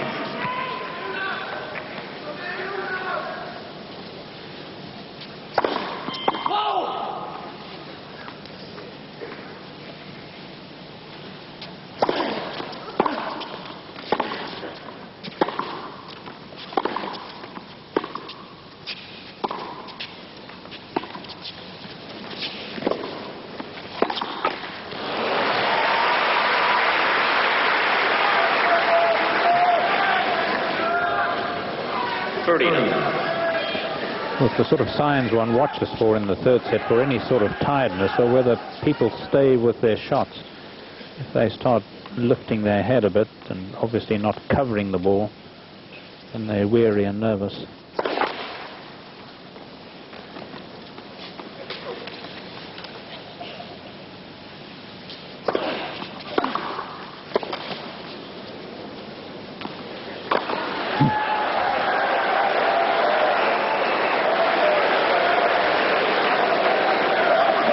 He turns his back.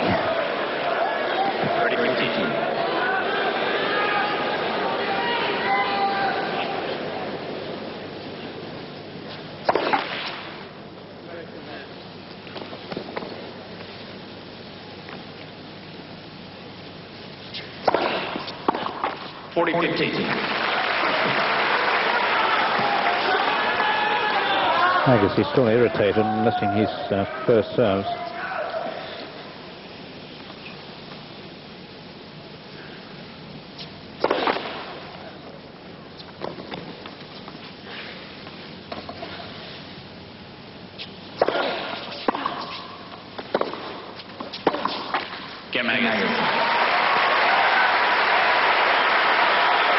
Two sets all then and 1-all. I suppose the one thing that is in Agassi's favour, if they're looking for whether he's tired or not, is that this has been a very quick match. The longest set is the 3rd set, 39 minutes. And only just over the 2-hour mark. We had that with the last set of Courier Woodbridge the other night was, I think, 91 minutes. Admittedly, it was a long set, an 8-6 set. But the points have been pretty quick.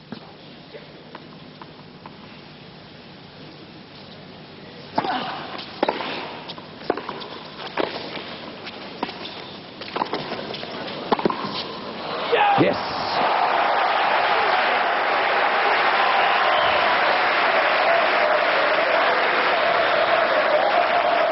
I think when Bjorkman makes forehand winners, it's the sort of shot that he tends to remember a bit more even than his backhand, because he doesn't make as many from that side.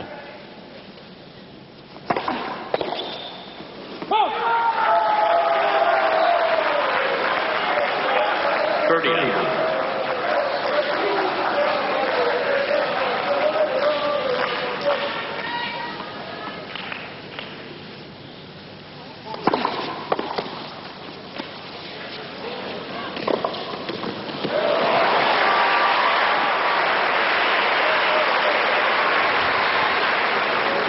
Well, it was at 10 point, this right in the corner.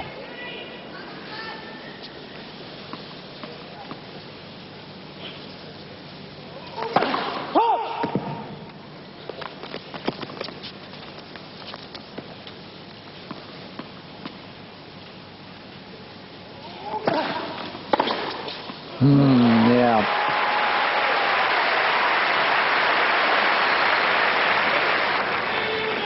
You want to serve short and high to Agassi's forehand, or to the backhand for that matter.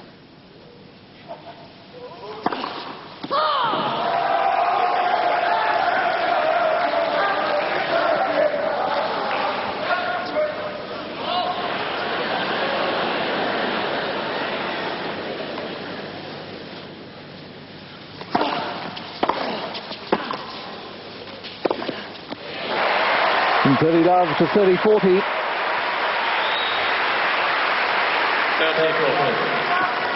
And this sort of predicament really illustrates the sadness for Bjorkman of losing that last set so badly. Had he applied the pressure as well early in that set, it may have been a very different story.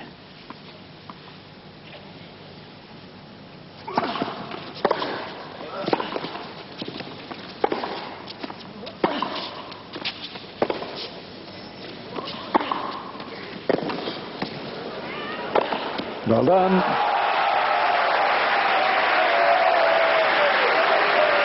Twelve break points in the match. Bjorkman saved. A very strange shot in the middle of that rally by Agassi. A high and nothing one.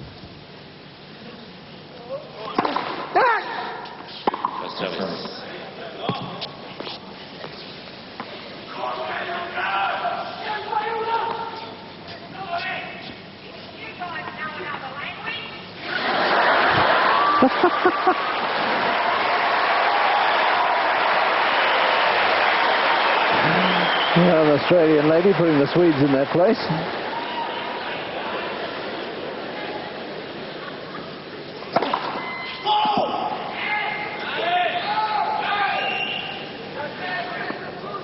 Quite nice.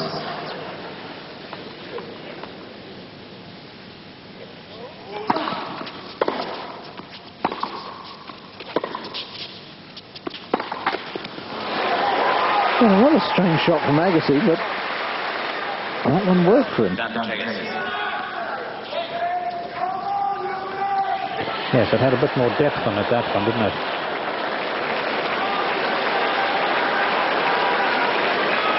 Please, ladies and gentlemen, thank you. Second break point. Unlucky. Was a net, no doubt about that. I'm sure you heard it as well.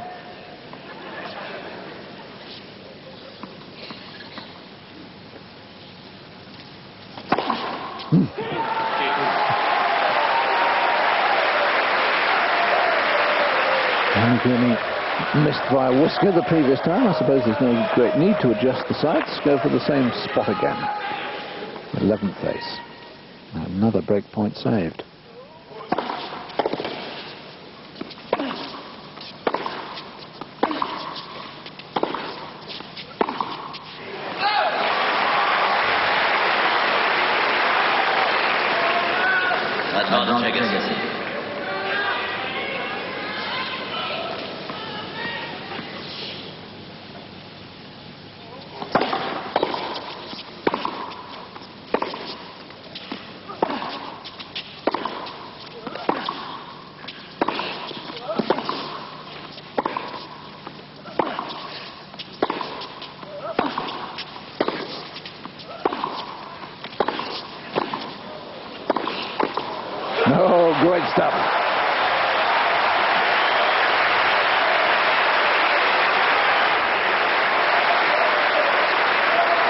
Well, I wonder when Agassi can look back at a match and see so many break points lost or not taken. But I think it's this man really that's been the real stumbling block.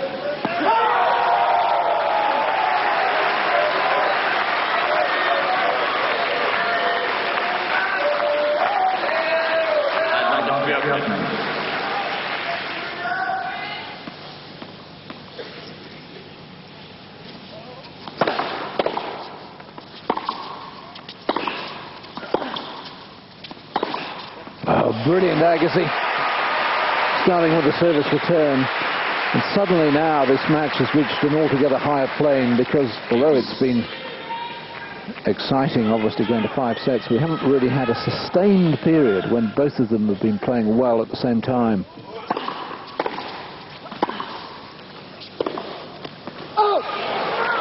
So close.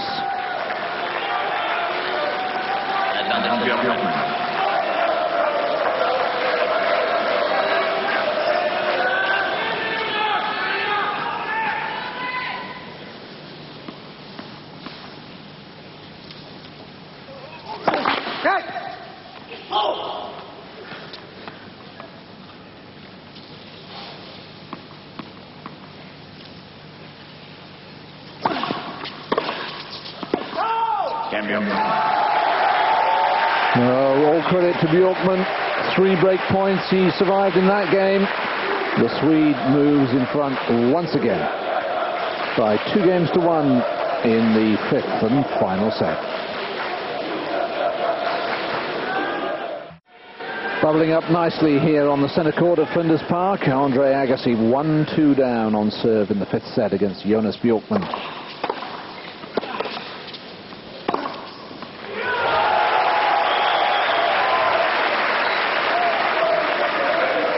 Well, just an outstanding point, and Agassi in a hurry to get on with the next point, trying to forget it.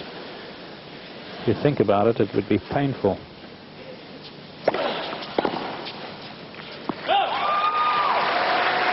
Yes, we've certainly seen some brilliant service returning from both of them.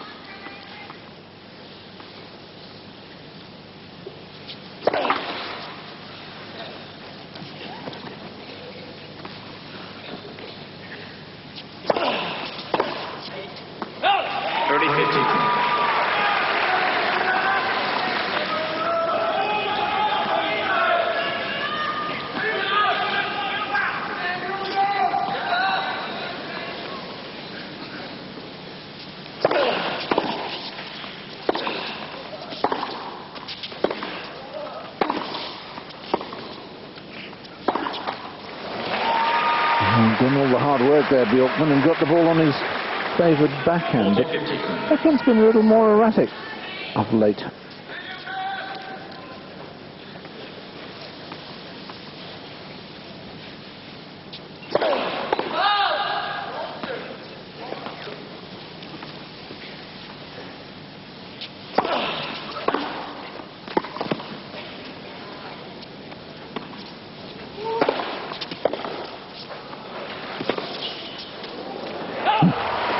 Trying the squash shot, but there's too much on it.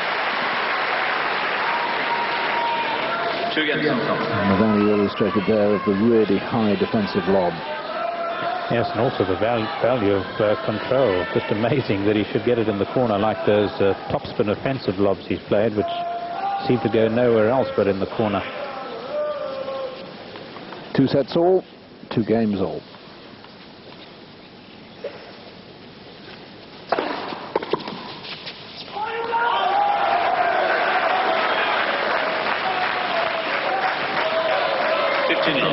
because of that knee injury incurred during the tournament, he wasn't able to do nearly as much pre-match practicing. Certainly up until before his match with Bryan in the last round, he hadn't practiced very much at all.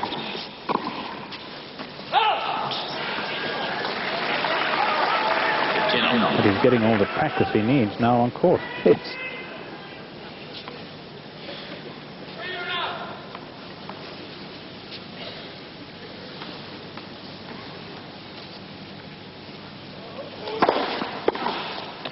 Oh, wonderful return. Moved to it quickly that time.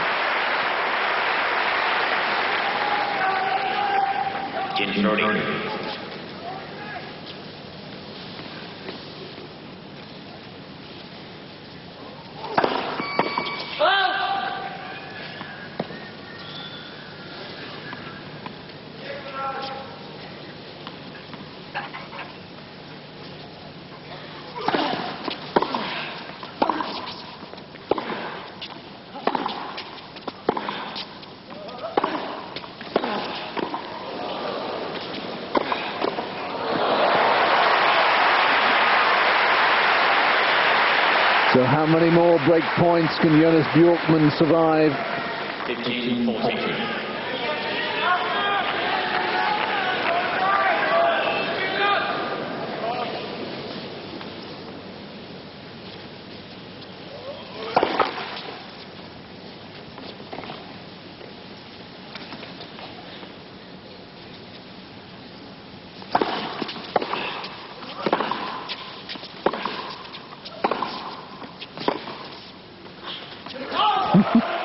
Well, at least one more. 14 he saved in the match. Can he make it 15? Needs to.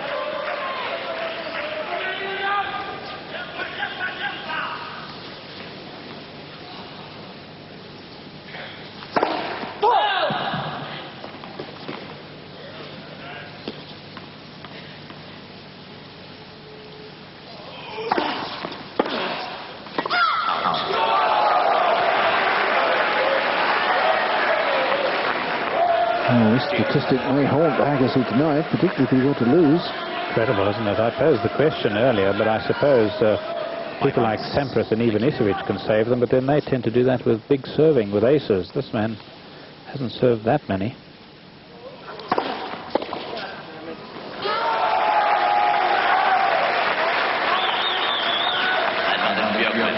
And 11 aces in 5 sets.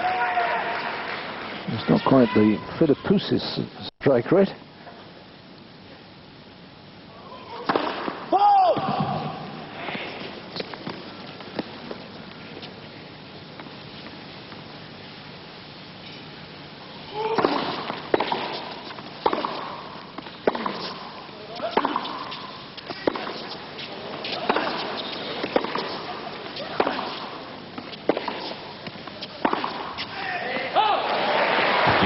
Yes.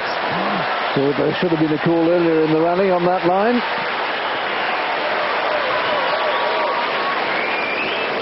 Well, Bjorkman, for the main part, is matching Agassi with power from the back of the court, which is pretty unusual.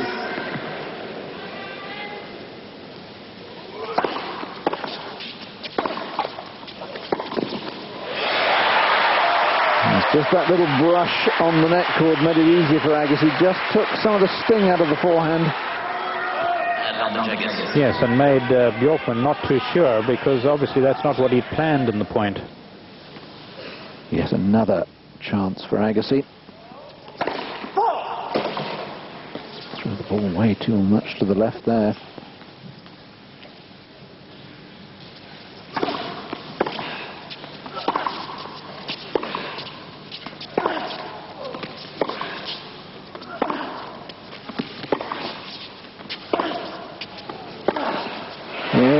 Pulled off the approach shot. He played the point so well, and Agassi at last takes an opportunity and moves in front in the fifth.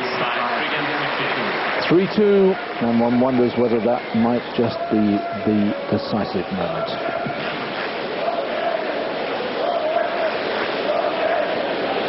Well, of course, the great difference between the fourth and the fifth set is that if Bjorkman had played like this at the beginning of the fourth, there really is some doubt in my mind as to whether Agassi might have hung in there, because for him it meant 2 more sets going at that sort of pace. Whereas once you go into a 5th set, if you're in Agassi in this sort of mind, you must surely think, well, what the hell, I may as well give my damnedest here, because there can obviously only be 1 set, so I'm going to stay in and battle.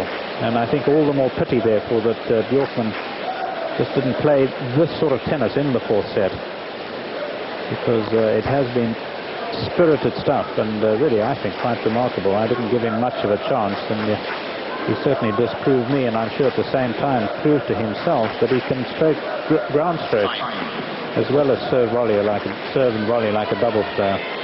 Well, the blonde hair in the second row is his doubles partner, Jan Appel, and I presume under the cap, although I didn't really recognize him. He's their coach, Frederick Rosengren. You can be well proud of their man's efforts, and let's hope that they aren't over yet. He's lost his serve a number of times in the match, so he's not home and dry yet. 3-2 though, he leads. 15 love.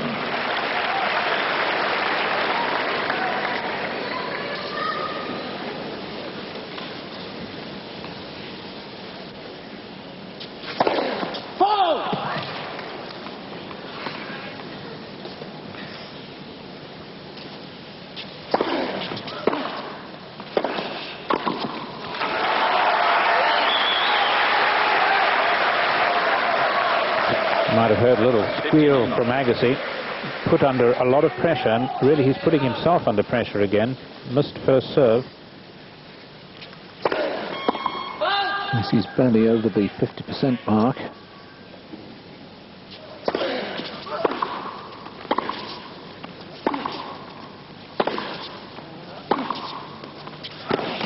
Yes, that was on the line.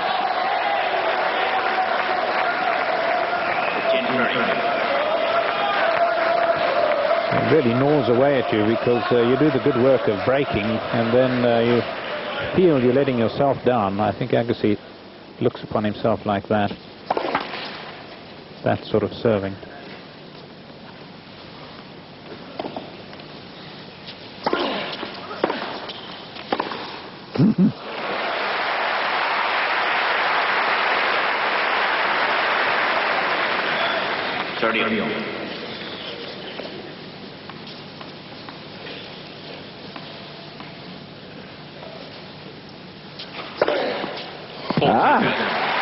Well, talk about an oasis in the desert. Third ace.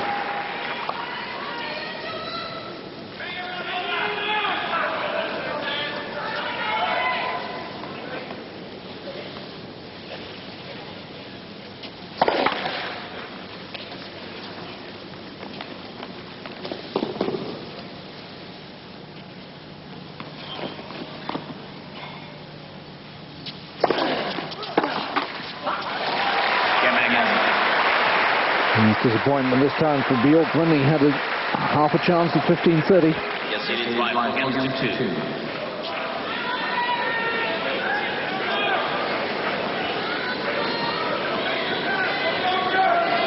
2-4 then in the 5th.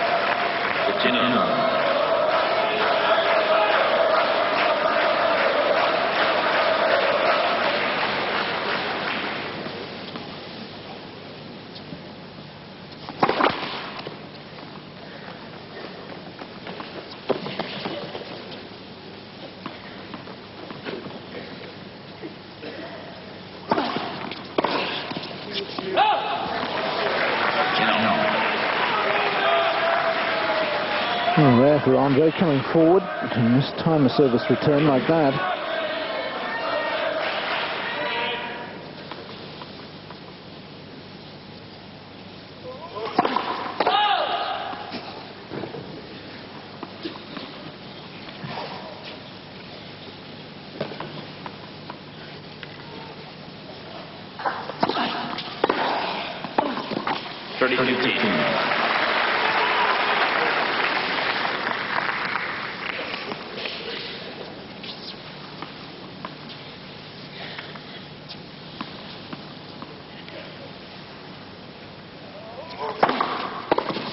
40-15.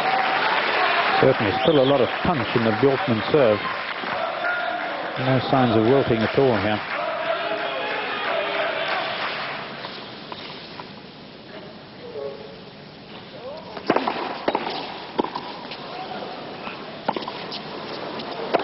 Oh dear. He did so well to cope with the service return. I suppose he was almost surprised that the lob wasn't going to go over the top of his head and land in the corner again.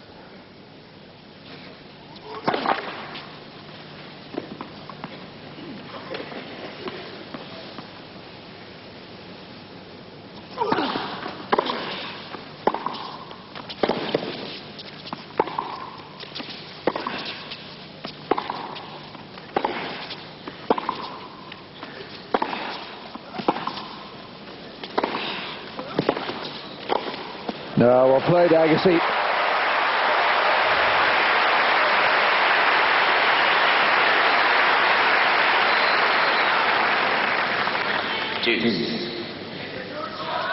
He was brilliant there.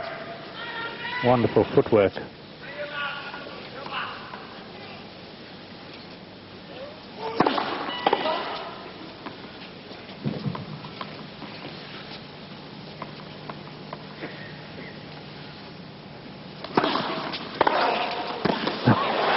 Stunning.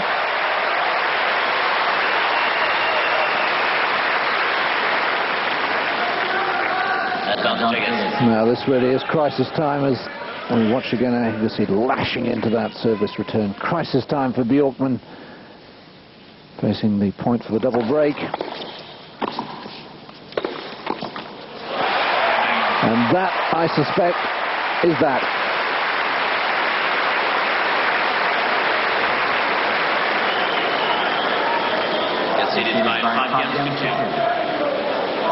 One break of serve down in the fifth, you feel you can fight your way back. Two breaks down, you're in trouble.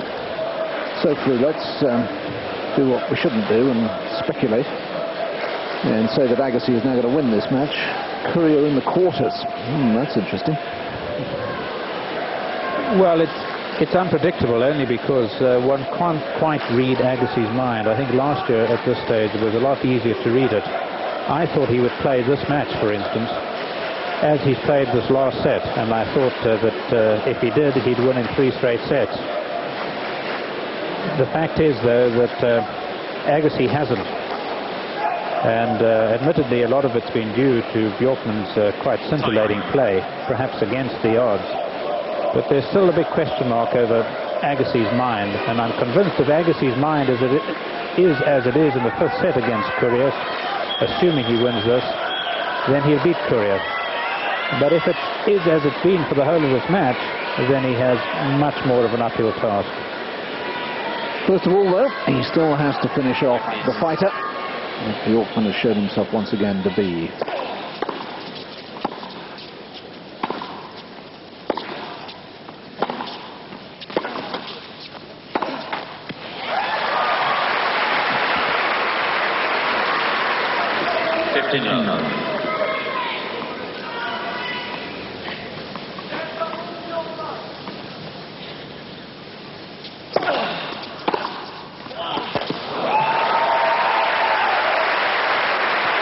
And he's still going to fight to the last. 59. Yes, both his previous 5 setters, he was 2 sets to 1 up and then had the psychological blow of losing the 4th, and yet was able to come back and win. Just a 4th ace from Agassi. And 2 of them have come in rapid succession.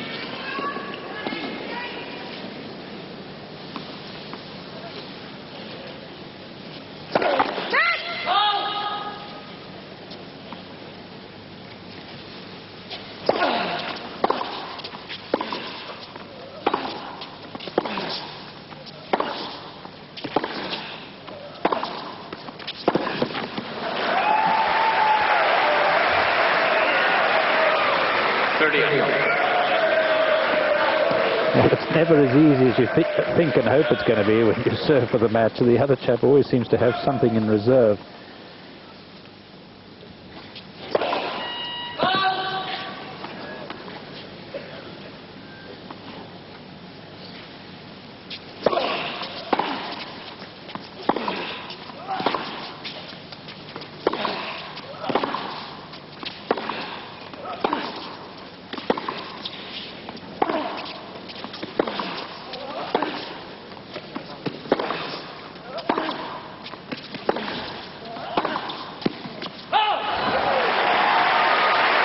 Oh, another terrific rally.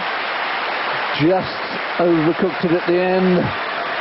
And Andre Agassi looks as if he's going to escape once more. Match point. White, please. Thank you. Ready to play. White, please.